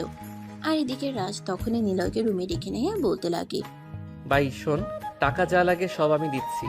টাকা নিয়ে তুই কোনো চিন্তা করিস না। কিন্তু তুই ম্যামকে এক্ষুনি আমাদের বাড়ি থেকে নিয়ে যা এবং কোনো সাইকোলজিস্ট দেখানোর ব্যবস্থা কর। আমি কেন ম্যামকে এখানে নিয়ে যাব? আমি তো তোকে আগেই বলেছিলাম ম্যাম মনে হয় তোর প্রেমে পড়ে গেছে। কিন্তু তুই তো আমার কোনো কথাই শুনছিলি না, এমনকি আমার কথাকে কোনো পাত্তাও দিছিলি না। যাই হোক ভাই, আমি সবশেষ থেকে একটা কথা বলবো, তোদের ব্যক্তিগত ব্যাপারে আমি কোনো কথা বলতে চাই না। এটা তোদের দুজনের ব্যক্তিগত ব্যাপার। কি করবি তোরা দুজনেই করবি, তোদের দুজনের ব্যক্তিগত ব্যাপারে আমি ঢুকতে চাই না। হ্যাঁ নিলয়, তুমি একদম ঠিক কথাই বলেছ। কারোর ব্যক্তিগত ব্যাপারে কোনো কথা বলতে নেই। তুমি এখান থেকে চলে যাও, এটা আমাদের দুইজনের ব্যাপার, আমরা দুজনেই সামলে নেব। নিলয় তখন কোনো কথা না বলে চুপচাপ রাজের রুম থেকে বের হয়ে নিজের বাড়িতে চলে যায়। আর এদিকে রাজ তখন মাথায় হাত দিয়ে বসে পড়ে। এসব সে কি শুনছে? সে তো বিশ্বাসই করতে পারছে না। অবশেষে কিনা ম্যাম তার প্রেমে পড়ে গেল। কি হলো, তুমি এইভাবে চুপচাপ বসে আছো কেন? আমি তোমাকে কিছু বলছি, তুমি আমার কথার কোনো উত্তর কেন দিচ্ছ না? ম্যাম প্লিজ, আমি আপনাকে রিকোয়েস্ট করে বলছি, আপনি এখান থেকে চলে যান দয়া করে। এখানে কোনো ঝামেলা করবেন না। এটা আমার বাড়ি, আর আব্বু আম্মু আমাকে খুব ভালো করে চেনে। তারা খুব ভালো করে জেনে আমি কখনোই খারাপ কোনো কাজ করি না। আমি কি তোমাকে একটা বারও বলেছি তুমি কোনো খারাপ কাজ করেছো? আমি তো তোমাকে একটা বারও বলিনি যে তুমি কোনো খারাপ কাজ করেছো। আমি তো শুধু তোমাকে এটাই বলেছি যে আমি তোমার প্রেমে পড়ে গেছি, আমি তোমাকে ভালোবাসি, আর সবশেষে আমি নিজেকে তোমার ভালোবাসার বন্ধনে আবদ্ধ করে রাখতে চাই। তাহলে এখানে তুমি খারাপ কথা বা খারাপ কাজ কোথা থেকে পাচ্ছ? ম্যাম আপনি সত্যি অন্ধ হয়ে গেছেন। আমি বুঝতে পারছি না আপনি এই কথাগুলো কি করে বলছেন। আমি আপনার ছাত্র হই, সেটা আপনি ভুলেই বা যাচ্ছেন কি করে? কেউ কতটা মেন্টাল হলে নিজের ছাত্রকে সব কথা বলতে পারে সেটা সত্যি আমার জানা নেই। আমি এক্ষুনি আপনার আব্বুকে ফোন দিচ্ছি। এই বলে সঙ্গে সঙ্গে রাজ তার নিজের মোবাইলটা বের করে তিশার আব্বুকে ফোন দেয় আর বলে, আঙ্কেল আপনি এখানে প্লিজ একবার আমাদের বাড়িতে আসেন। আপনার সঙ্গে খুব জরুরি একটা দরকার আছে, আপনাকে এক্ষুনি আসতে হবে। কিন্তু বাবা, কি হয়েছে সেটা তো তুমি আমাকে বলো। এভাবে হুটহাট করে তুমি আমাকে এত জরুরি তলব কেন দিচ্ছ? আঙ্কেল আপনি আগে আমাদের বাড়িতে আসেন, তারপর আপনাকে সব কিছু খুলে বলছি। কিন্তু এখন আপনাকে কোনো কিছুই বলা যাবে না, আর ফোনে বললেও আপনি বুঝতে পারবেন না। তাই দেরি না করে আপনি তাড়াতাড়ি চলে আসুন। আচ্ছা বাবা, ঠিক আছে, কোনো সমস্যা নেই, আমি এক্ষুনি চলে আসছি। এই বলে তিশার আব্বু ফোনটা কেটে দেয় আর রাজ ফোনটা রেখে বিছানায় বসে পড়ে। তখনই তিশা বলতে থাকে, দেখো, আমার মনে হয় আব্বুকে ফোন দিয়ে কথা বলে কোনো লাভ হবে না, কারণ আব্বু খুব ভালো করে জানে আমি কতটা জেদি আর একগুঁয়ে। আমি যখন কোনো কিছু করব বলে চিন্তা ভাবনা করি, যতক্ষণ না সেটা না করতে পারি ততক্ষণ আমার শরীরে কোনো শান্তি লাগে না। আর এখন যখন প্রেম ভালোবাসার মতো বিষয়গুলোতে নিজেকে ইনভলভ করে ফেলেছি, তখন তো মনে হয় আমি কোনোভাবেই নিজেকে সেখান থেকে সরিয়ে আনতে পারবো না। তাই তুমি যাই কিছু করো না কেন, তাতে আমার মনে হয় কোনো লাভ হবে না। তখনই তিশার কথায় রাজ কোনো উত্তর দিল না। সে চুপচাপ বসে রইল। তিশার আব্বুর অপেক্ষা করতে লাগলো। প্রায় আধা ঘন্টা পর তার আব্বু সেখানে এসে উপস্থিত হয় আর রাজকে দেখে তিনি বলতেই থাকেন, কি ব্যাপার বাবা, কি হয়েছে? তুমি এভাবে তাড়াহুড়ো করে আমাকে তোমাদের বাড়িতে ডাকলে কেন? আঙ্কেল এই যে দেখুন, আপনার মেয়ে আমার বাড়িতে আসে, কেন এসেছে সেটা আপনি তার কাছে জিজ্ঞাসা করুন। আর এই জন্যই আমি আপনাকে ডেকে পাঠিয়েছি। কি ব্যাপার তৃষা, তুমি এখানে কেন? আমার জানা মতে তোমার তো এখানে কোনো দরকার নেই, তাহলে কেন এসেছো? আব্বু আমি রাজকে ভালোবাসি, আর আমার ভালোবাসার কথা বলতে এখানে এসেছি। তোমার কি সত্যি সত্যি মাথা খারাপ হয়ে গেছে নাকি? তুমি জানো তুমি কি বলছো এসব উল্টোপাল্টা কথা? তুমি কেন বলছো বলো তো আমার? আব্বু আমার মাথা সম্পূর্ণ ঠিক আছে, আমি কোনো উল্টাপাল্টা কথা বলছি না। আমি যা বলছি একদম সত্যি কথা। আমি রাজকে ভালোবেসে ফেলেছি, তাকে ছাড়া আমি বেঁচে থাকতে পারবো না। দেখো তো, সব পাগলামির একটা লিমিট আছে। কোথায় আমরা আর কোথায় রাজ সেটা তুমি জানো? জানি না, আর জানার কোনো প্রয়োজন নেই। রাজ একজন মানুষ আর আমরাও মানুষ, তাহলে আমাদের মধ্যে কেন কোনো পার্থক্য থাকতে যাবে? তিশা প্লিজ, তুমি এসব উল্টোপাল্টা কথা বলা বন্ধ করো, আর তুমি আমার সঙ্গে বাসায় চলো। হ্যাঁ আমি অবশ্যই বাসায় যাব। আমি এই বাসায় থাকার জন্য এক্ষুনি চলে আসিনি, তবে রাজের মুখ থেকে ভালোবাসার কথা শুনে তারপরে যাব। রাজ যখন আমাকে ভালোবাসার কথা বলবে আমি তখনই চলে যাব, কিন্তু যতক্ষণ বলবে না ততক্ষণ আমি এখানেই থাকবো। এভাবেই তাদের মধ্যে কথা কাটাকাটি চলতে থাকে।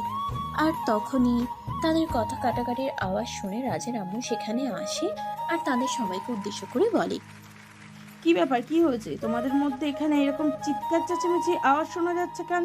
তোমাদের মধ্যে কি ঝামেলা হয়েছে নাকি? না আন্টি, কোনো ঝামেলা হয়নি।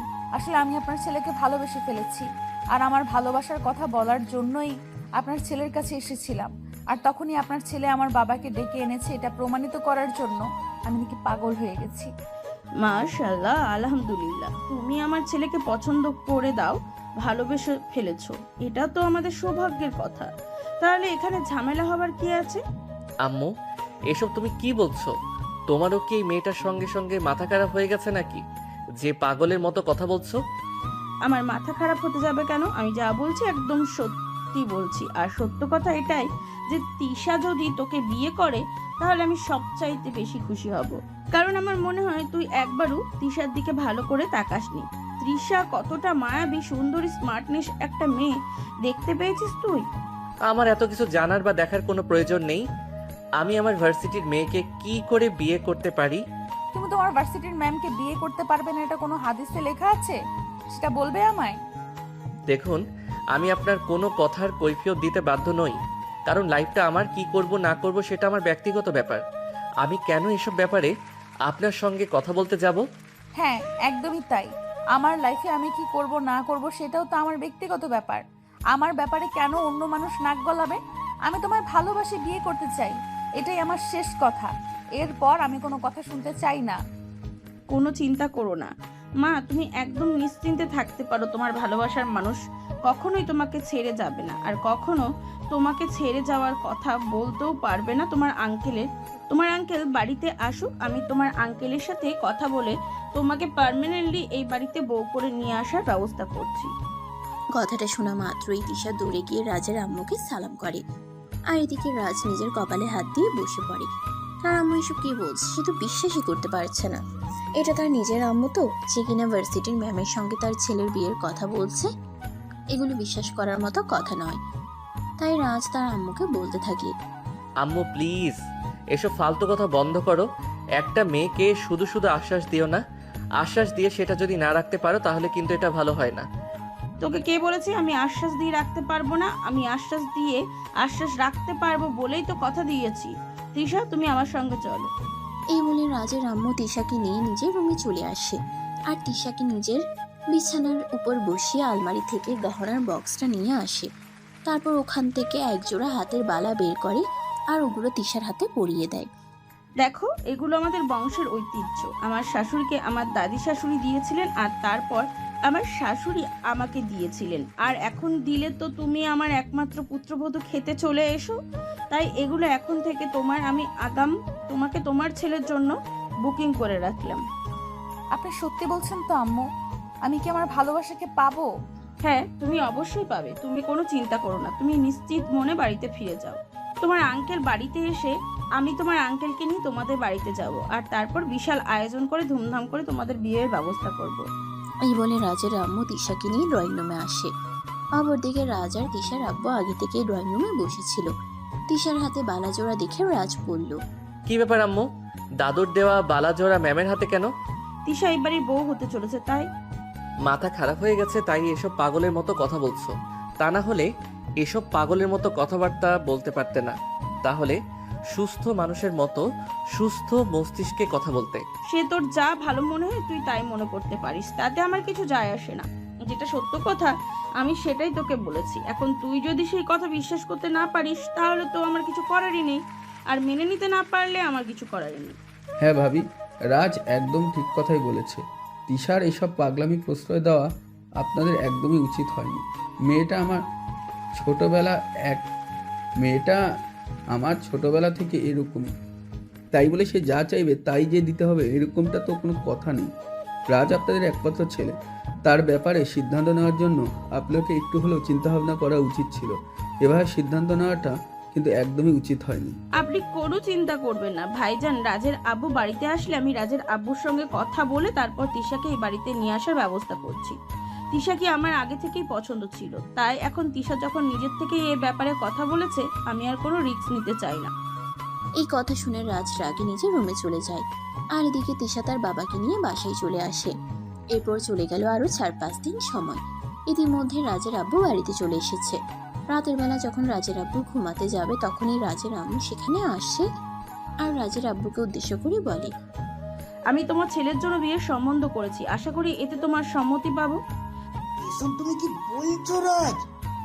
আমাদের ছেলে সেটা ঠিক আছে, কিন্তু তাই বলে আমাদের সবাই মিলে দেখাশোনা করে তারপরে তার বিয়ের সম্বন্ধ করা উচিত ছিল। কিন্তু একা একা বিয়ের সম্বন্ধ ঠিক করে নিলে কি করে? দেখো, আমি এরকম কিছু করিনি যেটা তোমাদের পছন্দ হবে না। আমি তোমাদের পরিচিত একটা মেয়েকেই রাজের পাত্রী হিসেবে পছন্দ করেছি, আশা করি ওই মেয়েটাকে তোমারও পছন্দ হবে। কি বলছো তুমি? তুমি যে মেয়েটাকে পছন্দ করেছো সেই মেয়েটা আমার পরিচিত? আচ্ছা ঠিক আছে, বলো তো মেয়েটাকে। মেয়েটা অন্য কেউ নেই, মেয়েটা তোমার অফিসের ম্যানেজারের মেয়ে। মেয়েটাকে আমি প্রথম দেখেছিলাম সেদিনই আমার পছন্দ হয়েছিল, কিন্তু কোনো কথা বলতে পারিনি। এখন দেখলাম মেয়েটা নিজেই তোমার ছেলেকে পছন্দ করে, তাই আমি মেয়েটাকে কথা দিয়েছি তাকে এবারই বউ বানিয়ে আনবো। এবার তুমি আমাকে এটা বলো যে এই বিয়ের ব্যাপারে তোমার কি মতামত? তুমি তো খুব ভালো করেই জানো আমি কখনো তোমার মতামতের বিরুদ্ধে যাই না। আমি সব সময় তোমার মতামতকে গুরুত্ব দিই এবং তোমার মতামতকে যথেষ্ট সম্মান প্রদর্শন করি। তাই তুমি যেটা ভালো মনে করো সেটাই করো, এ ব্যাপারে আমি তোমাকে কিছুই বলবো না। আচ্ছা ঠিক আছে, কোনো সমস্যা নেই। তাহলে একটা কাজ করো, তুমি কালকেই একবার আমার সঙ্গে তিশাদের বাড়িতে চলো। আমরা তার আব্বুর সঙ্গে বসে সরাসরি কথা বলতে চাই। এর পরের দিন রাজের আব্বু আম্মু সকালবেলা ঘুম থেকে উঠেই রাজকে বলে, রাজা, তুমি তো জানোই তোমার মা তোমার বিয়ের সম্বন্ধ করছে, তাই আজ তুমি আমাদের সঙ্গে ওখানেই যাবে। আব্বু, আমি এটা কখনোই করতে পারবো না, কারণ উনি আমার ভার্সিটির মেয়ে। এটা করলে আমার মান সম্মান সব চলে যাবে। তাছাড়া এই মেয়ের মধ্যে কি এমন আছে যার জন্য এই মেয়েকে আমার বিয়ে করতে হবে? পৃথিবীতে কি মেয়ের অভাব পড়েছে নাকি? দেখো, তুমি একদম বেশি কথা বলবে না। আমরা যা করছি তোমার ভালোর জন্যই করছি। আমরা তোমার বাবা মা, আমরা কখনোই এমন কিছু করব না যেটা তোমার জন্য ক্ষতিকর হবে। তাই বেশি কথা বলতে এসো না, বুঝলে? কিন্তু আব্বু, দেখো, তুমি এইটুকু বড় হয়েছো, এ পর্যন্ত তুমি আমাদের কাছে যা কিছু চেয়েছো সব কিছু তোমার চোখের সামনে এনে হাজির করেছি। ইনফ্যাক্ট তুমি কোনো কিছু চাওয়ার আগেই সেটা তোমার সামনে এনে দিয়েছি। তবে তোমার কাছে এইটুকু আবদার করছি, তুমি কেন এইটুকু আবদার রাখতে পারবে না? আব্বু, তাই বলে আমি আমার ভার্সিটির ম্যামকে বিয়ে করব? তাতে কি হয়েছে? তুমি অনার্স ফাইনাল ইয়ারে পড়াশোনা করছো, আর কয়দিনই তো আছো ওই ভার্সিটিতে। তারপরেই তো পরীক্ষা শেষ হলে তুমি ওখান থেকে বের হয়ে চলে আসবে, আর কখনোই ওখানে যাওয়া হবে না। তাহলে দিশাকে বিয়ে করতে তোমার সমস্যাটা কোথায়? আচ্ছা আব্বু, ঠিক আছে। তুমি তো আমার জীবনের কোনো আশাই পূর্ণ রাখোনি, এখন তো আর তোমার বিরুদ্ধে গিয়ে কথাও বলতে পারি না। যাই হোক, তুমি যেটা ভালো মনে করো। এই তো ভালো ছেলের মতন কথা। আচ্ছা ঠিক আছে, তুমি তাহলে বিকেলবেলা রেডি হয়ে থেকো, আমরা বিকেলে যাব। এরপর সেদিন বিকেলবেলায় রাজের আব্বু আম্মু সবাই তিশাদের বাড়িতে যায়। তিশাদের বাড়িতে আগে থেকেই জানতো রাজ তার ফ্যামিলি নিয়ে আসছে, তাই সকাল থেকেই তিশা তাদের জন্য রান্নাবান্নার আয়োজন করে আর সারাটা বাড়ি সুন্দর করে গুছিয়ে রাখে। রাজ আর তার ফ্যামিলির সবাই যখন তিশাদের বাড়িতে গিয়ে পৌঁছায় তখন আনুমানিক বিকেল 3টার মতো হবে বাজে। সবাই মিলে ড্রয়িং রুমে বসে গল্প করছিল। তখনই রাজার আম্মু বলল, আচ্ছা, আমরা এইভাবে গল্প করেই চলেছি, কিন্তু আমরা যে কথাটা বলার জন্য এসেছি সেই কথাটা তো ভুলে যাচ্ছি। আমরা কি শুধু গল্পই করব, ওই কথাটা নিয়ে কোনো কথা বলবো না? আহা, আসলে ম্যানেজার সাহেব দেখুন, আপনি তো সবটাই জানেন। এখন তো আর নতুন করে কিছুই বলার নেই, তাই আপনার সঙ্গে বিয়ের পাকা কথাটা বলতে আসলাম। এখন তো আপনাকে আবার ম্যানেজার বলা যাবে না, আমার ইয়াই বলতে হবে। হ্যাঁ স্যার, তবে আমাদের মনে হয় এই বিষয়টা নিয়ে আরো একবার ভেবে দেখলে ভালো হতো। ভেবে দেখার কি আর আছে? আমার স্ত্রী যখন পছন্দ করেছে তখন তিশাকেই আমি আমার বাড়ির বউ বানিয়ে নিতে চাই। ঠিক আছে, আপনারা যেটা ভালো মনে করেন। তাছাড়া আপনাদের উপর আমার সম্পূর্ণ ভরসা আছে। আপনাদের বাড়িতে গেলে আমার মেয়ে ভালোই থাকবে। এরপর তারা বিয়ের পাকার কথা বলে তিশাকে একটা ডায়মন্ডের নেকলেস গিফট করে। তখনই রাজার আব্বু রাজকে বলে। রাজ তখন কোনো উত্তর না দিয়ে চুপচাপ সেখান থেকে উঠে বাড়ির বাইরে বাগানে চলে আসে। তখন তার পিছন পিছন আসে তিশা। বাগানের বেঞ্চিতে বসে রাজ কিছু একটা চিন্তা করছিল। তখনই তিশা পিছন থেকে তার কাঁধে হাত রেখে বলতে লাগলো, কি ব্যাপার, তুমি কি চিন্তা করছো? কি আর চিন্তা করব? এখন আর চিন্তা করে কি লাভ হবে? যা হওয়ার তা তো হয়ে গেছে, এখন আর কি হবার বাকি আছে? দেখো, তোমায় আমি ভালোবেসে ফেলেছি, আর ভালোবাসা হারিয়ে আমি বেঁচে থাকতে পারবো না। তাই আমি তোমাকে বিয়েটা করতে চাইছি। প্লিজ তুমি আমাকে মেনে নাও, কখনো ভালোবাসার কমতি রাখবো না। ভালোবাসা দিয়ে আর কি হবে? যেখানে কিনা নিজের ম্যামকে বিয়ে করতে হচ্ছে সেখানে ভালোবাসা আর কি? বুঝতে পেরেছি, তুমি এখনো আমার উপর অভিমান করে আছো, আমাকে ভুল বুঝতেছো। কিন্তু বিশ্বাস করো, এমন একটা সময় আসবে যেদিন তুমি নিজের থেকেই আমাকে বলবে, আমাকে বিয়ে করে তুমি জিতেছো, আমাকে বিয়ে করে তুমি একটুও ঠকে যাওনি। আমি সেই দিনটার অপেক্ষায় রইলাম। এই বলে তিশা বাড়ির ভিতরে চলে যায়। আর এদিকে এক সপ্তাহ পরেই রাজ আর তিশার বিয়ের আয়োজন করা হয় মহা ধুমধামের সাথে। সেই বিয়ের অনুষ্ঠান হয়। শহরের গণ্যমান্য ব্যক্তিবর্গ থেকে সবাই উপস্থিত ছিলেন সেখানে। কিন্তু রাজের একটুও মন ভালো ছিল না। কি ব্যাপার দোস্ত, তুই এখানে মন খারাপ করে বসে আসছিস কেন? আজ তোর বিয়ের দিনে কেউ কি এমনভাবে মন খারাপ করে থাকে? বিয়ে তো কি হয়েছে, আমি কি নাচবো নাকি? আরে ভাই, তুই আমাকে কেন মেজাজ দেখাচ্ছিস? আমি তো আর তোর বিয়ে ঠিক করিনি, তাহলে আমাকে মেজাজ দেখে কি লাভ বল? প্লিজ, তুই কিছু মনে করিস না, কিন্তু কি করব বল, আমি আর এসব কিছু সহ্য করতেই পারছি না। আমার মেজাজ খুব খারাপ হয়ে যাচ্ছে, আমি নিজেকে আর কোনোভাবেই কন্ট্রোল করতে পারছি না। দোস্ত, যা হচ্ছে সব মেনে নে। না মেনে নিয়ে কি করবি বল? কোনো কিছু করার নেই, তাই না? দেখ, তোর আব্বু আম্মু চেয়েছে বলেই কিন্তু বিয়েটা হচ্ছে। এমনটা কিন্তু নয় যে শুধু মেয়ের ইচ্ছেতেই বিয়েটা হচ্ছে। হ্যাঁ, সেটাই তো। আমি আমার আব্বু আম্মুকে কিছু বলতেও পারছি না, আর সব কিছু আমাকে মুখ বুজে সহ্য করতে হচ্ছে, তাই তো খুব খারাপ লাগছে। আর যদি আব্বু আম্মু আমার দিকটা বুঝতো, আপু আম্মু ইচ্ছে করে আমার সঙ্গে এরকমটা না করতো, তাহলে হয়তো এতটা খারাপ লাগতো না। এই বলে হৃদয় রাজকে নিয়ে বাড়ির ভেতরে চলে আসে। সেদিন ছিল বৌভাতের অনুষ্ঠান।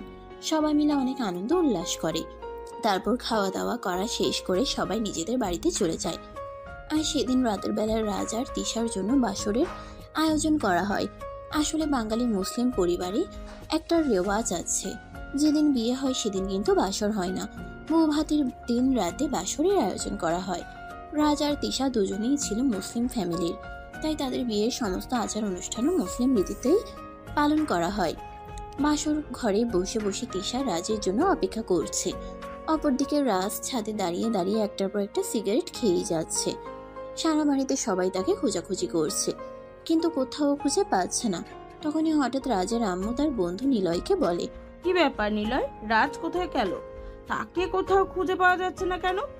প্লিজ একবার তোমরা ওকে খুঁজে দেখো, ও কোথায় গিয়েছে। রাত 11টা বেজে গেছে, ওকে কোথাও খুঁজে পাওয়া যাচ্ছে না। এই কথাটা যদি ওর আব্বু জানতে পারে তাহলে খুব রাগারাগি করবে।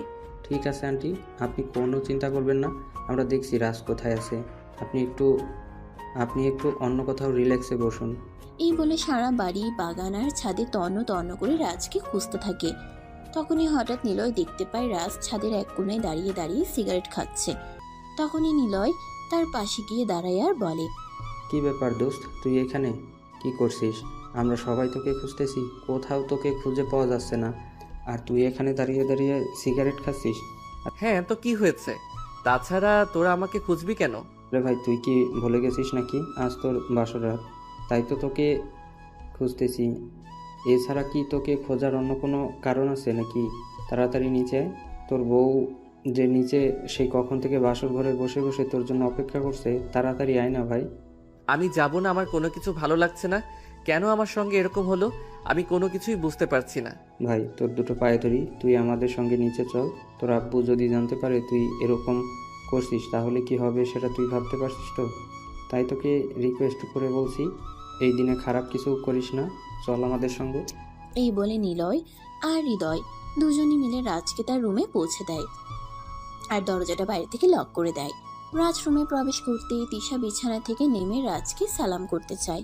আর তখনই রাজ কর্কশ কণ্ঠে বলতে থাকে, এই যে শুনেন, আপনি আমার থেকে যথেষ্ট দূরত্ব বজায় রাখবেন। আপনাকে বিয়ে করেছি তার মানে কিন্তু এই নয় যে আপনি আমার বউ। তবে সেটা শুধুমাত্র কাগজে কলমেই থাকবেন, অধিকার ফলাতে কখনোই আসবেন না। তুমি এসব কি বলছো রাজ?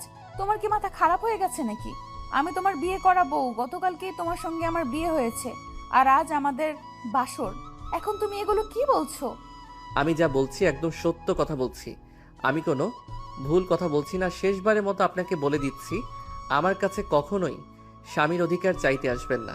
শুধু আমি আমার আব্বু আম্মুর জন্যই আপনাকে বিয়ে করেছি, তা না হলে আপনার মতো মেয়েকে আমি কখনোই বিয়ে করতাম না। কেন বিয়ে করতে না? কিসের কমতি আছে আমার? আমি কি দেখতে অসুন্দর, অশিক্ষিত, গাইয়া, আনকালচার্ড? আমি জানি না, আমি কোনো কিছু জানতেও চাই না। আর আপনার প্রশ্নের উত্তর দেওয়ার কোনো ইচ্ছা আমার নেই। চুপচাপ বিছানায় শুয়ে ঘুমিয়ে পড়ুন। আর আমি বেলকনিতে গিয়ে ঘুমাচ্ছি। আপনার সঙ্গে এক রুমে আমি কোনোভাবেই থাকবো না। দেখো, তুমি যেরকমটা ভাবছো সেরকমটা একটুও হবে না। কারণ আমি তোমায় ভালোবেসে বিয়ে করেছি। স্ত্রীর অধিকার পাওয়ার জন্যই আমি তোমায় এমনি এমনি বিয়ে করিনি। আর বিয়ে যখন হয়েই গেছে, এখন তুমি কোনো কথা বললেও আমি সেটা শুনবো না। কেন শুনবেন না? আমি কি আপনাকে একবারও বলেছি যে আমি আপনাকে বিয়ে করব, আপনাকে আমার পছন্দ হয়, আপনাকে আমার বিয়ে করতে ইচ্ছা করে? তাহলে আপনি কেন আমার সঙ্গে এরকমটা করছেন? আপনি আমার ম্যাম, সেই পর্যন্তই ঠিক ছিলেন। কেন আপনি সে দেশে আমার সঙ্গে সম্পর্ক করতে আসলেন? আর আপনি যদি সেদিন আমাদের বাড়িতে না আসতেন তাহলে তো আমার বাবা মা আপনার বাড়িতে বিয়ের প্রস্তাব নিয়ে যাওয়ার সাহসটাও পেত না। এখন আমি আপনাকে যেটা বলবো আপনাকে সেটাই শুনতে হবে। ও তাই নাকি? একটা কথা ভালো করে বলে রাখি, তুমি শোনো। তুমি যদি আমার কথা না শোনো তাহলে আমি কেন তোমার কথা শুনবো? আমি তোমার বিয়ে করা বউ, আমার অধিকার আছে তোমার থেকে আমার অধিকার আদায় করে নেওয়ার। এই যে শোনেন, আপনার সঙ্গে ফালতু কথা বলার কোনো ইচ্ছা আমার নেই। আমার প্রচণ্ড ঘুম পেয়েছে। তাছাড়া এই কয়দিনে আমার উপর প্রচণ্ড ধকল গেছে, তাই আমাকে ঘুমাতে হবে। দয়া করে বিরক্ত করবেন না। এই বলে রাজ তখনই আলমারি থেকে একটা বালিশ আর একটা চাদর নিয়ে ব্যালকনিতে চলে যেতে চায়। তখনই দিশা পেছন থেকে রাজের হাতটা ধরে ফেলে আর টান দিয়ে নিজের বুকের সঙ্গে মিশিয়ে নেয়। এটা দেখে রাজ বলতে থাকে, এসব কি করছেন আপনি? নির্লজ্জ বেহায়া মার্কা মেয়ে। আপনাকে তো যেদিন আমি প্রথম দেখেছিলাম সেদিনই আমি বলেছিলাম আপনাকে হয়তো কোনো ছেলে বিয়ে করতে পারবে না, আর কোনো ছেলে বিয়ে করতেও চাইবে না, কারণ খোসা ছাড়া কলা কেউ খেতে চায় না। হ্যাঁ, তুমি একদম ঠিক কথাই বলেছো।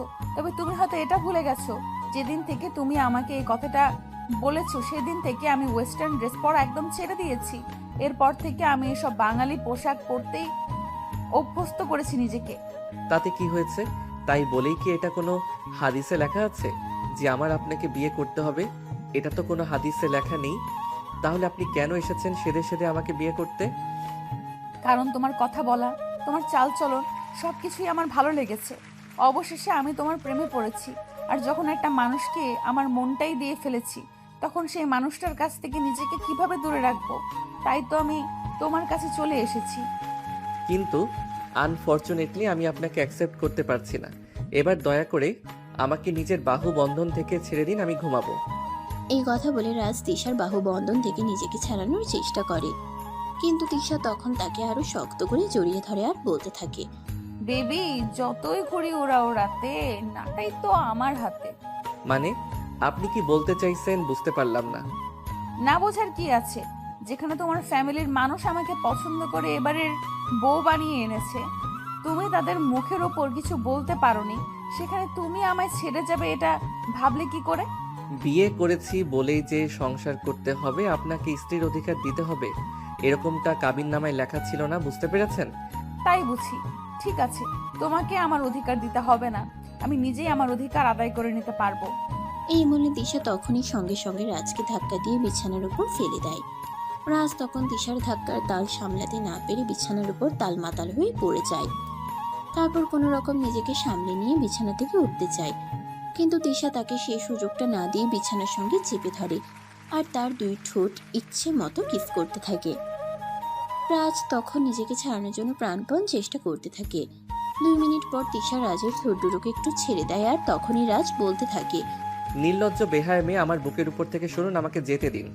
স্বামীর কাছ থেকে অধিকার আদায় করে নেওয়া যদি নির্লজ্জতা বেহায়ের লক্ষণ হয়, তাহলে আমি সেটাই।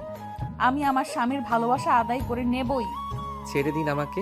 তোমাকে ছেড়ে দেওয়ার জন্য বিয়ে করেছি নাকি? তোমাকে বিয়ে করেছি ভালোবেসে, ভালোবাসায় ভালো থাকার জন্য। এই বলে তিশা আবারও রাজের ঠোঁটে নিজের ঠোঁট ডুবিয়ে দেয় আর রাজকে ইচ্ছে মতো কিস করতে থাকে। এভাবেই চলে প্রায় আধা ঘন্টা ধরে তাদের কিসিং পর্ব।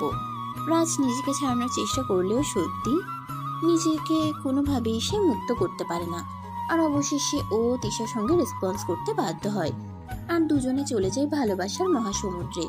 তাদের ভালোবাসার আদান প্রদান পর্ব শেষ হলে দুজন দুজনকে জড়িয়ে ধরে ঘুমিয়ে পড়ে। সকালবেলা তিশা ঘুম থেকে উঠে ফ্রেশ হতে চলে যায় আর রাজ এদিকে ঘুমাচ্ছিল। তিশা ফ্রেশ হয়ে এসে ড্রেসিং টেবিলের আয়নার সামনে নিজের চুল আঁচড়াচ্ছিল। তখনই এই প্রথমবার রাজ ভালোবাসার দৃষ্টি নিয়ে তিশার দিকে তাকায়। তখনই তার মনে হয় তার ঘরে যেন স্বর্গ থেকে এক অপ্সরী নেমে এসেছে। সে অপলক দৃষ্টিতে তিশার দিকে তাকিয়ে আছে। তিশা চুল আঁচড়ানো শেষ হলে সেটা খেয়াল করে।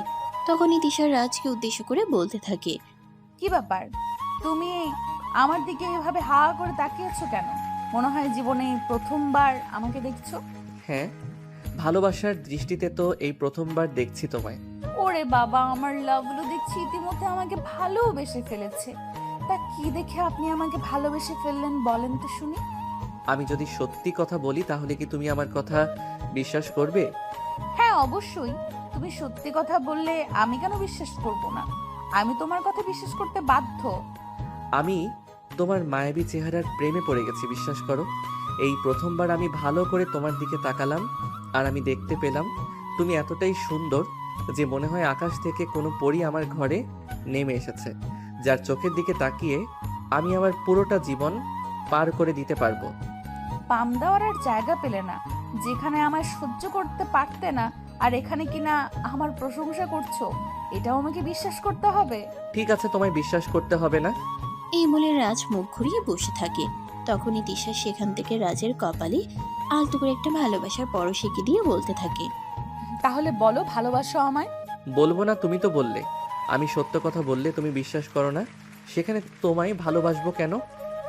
তুমি না বাসলেও কি হবে, আমি তো তোমায় ভালোবাসি। I love you. I love you too. এই বলে রাজ তিশাকে টান দিয়ে নিজের বুকের সঙ্গে মিশিয়ে নেয় আর আলতো করে তিশার কপালে ছোট্ট একটা ভালোবাসার পরশ এঁকে দেয়। তারপর কানের কাছে মুখ রেখে বলতে থাকে, ভালোবেসে সারা জীবন আমার পাশে থাকবে তো? কখনো আমার হাত ছেড়ে অন্য কারো হাত ধরবে না তো? না মহারাজ, আপনার হাত ছেড়ে কখনো অন্য কারোর হাত ধরার দুঃসাহস দেখাবো না। খুব ভালোবাসি আপনাকে। আপনি ছাড়া আমার জীবনটা অর্থহীন। তাই তো সব কিছুর বিরুদ্ধে গিয়ে আপনাকে ভালোবাসার কথা বলেছি। আপনি ছাড়া আমার জীবন মরণ সমান। বলতে না বলতেই রাজ তিশার ঠোঁটে নিজের ঠোঁট ডুবিয়ে দেয়। আর তারপর চলতে থাকে তাদের ভালোবাসার আদান প্রদান পর্ব।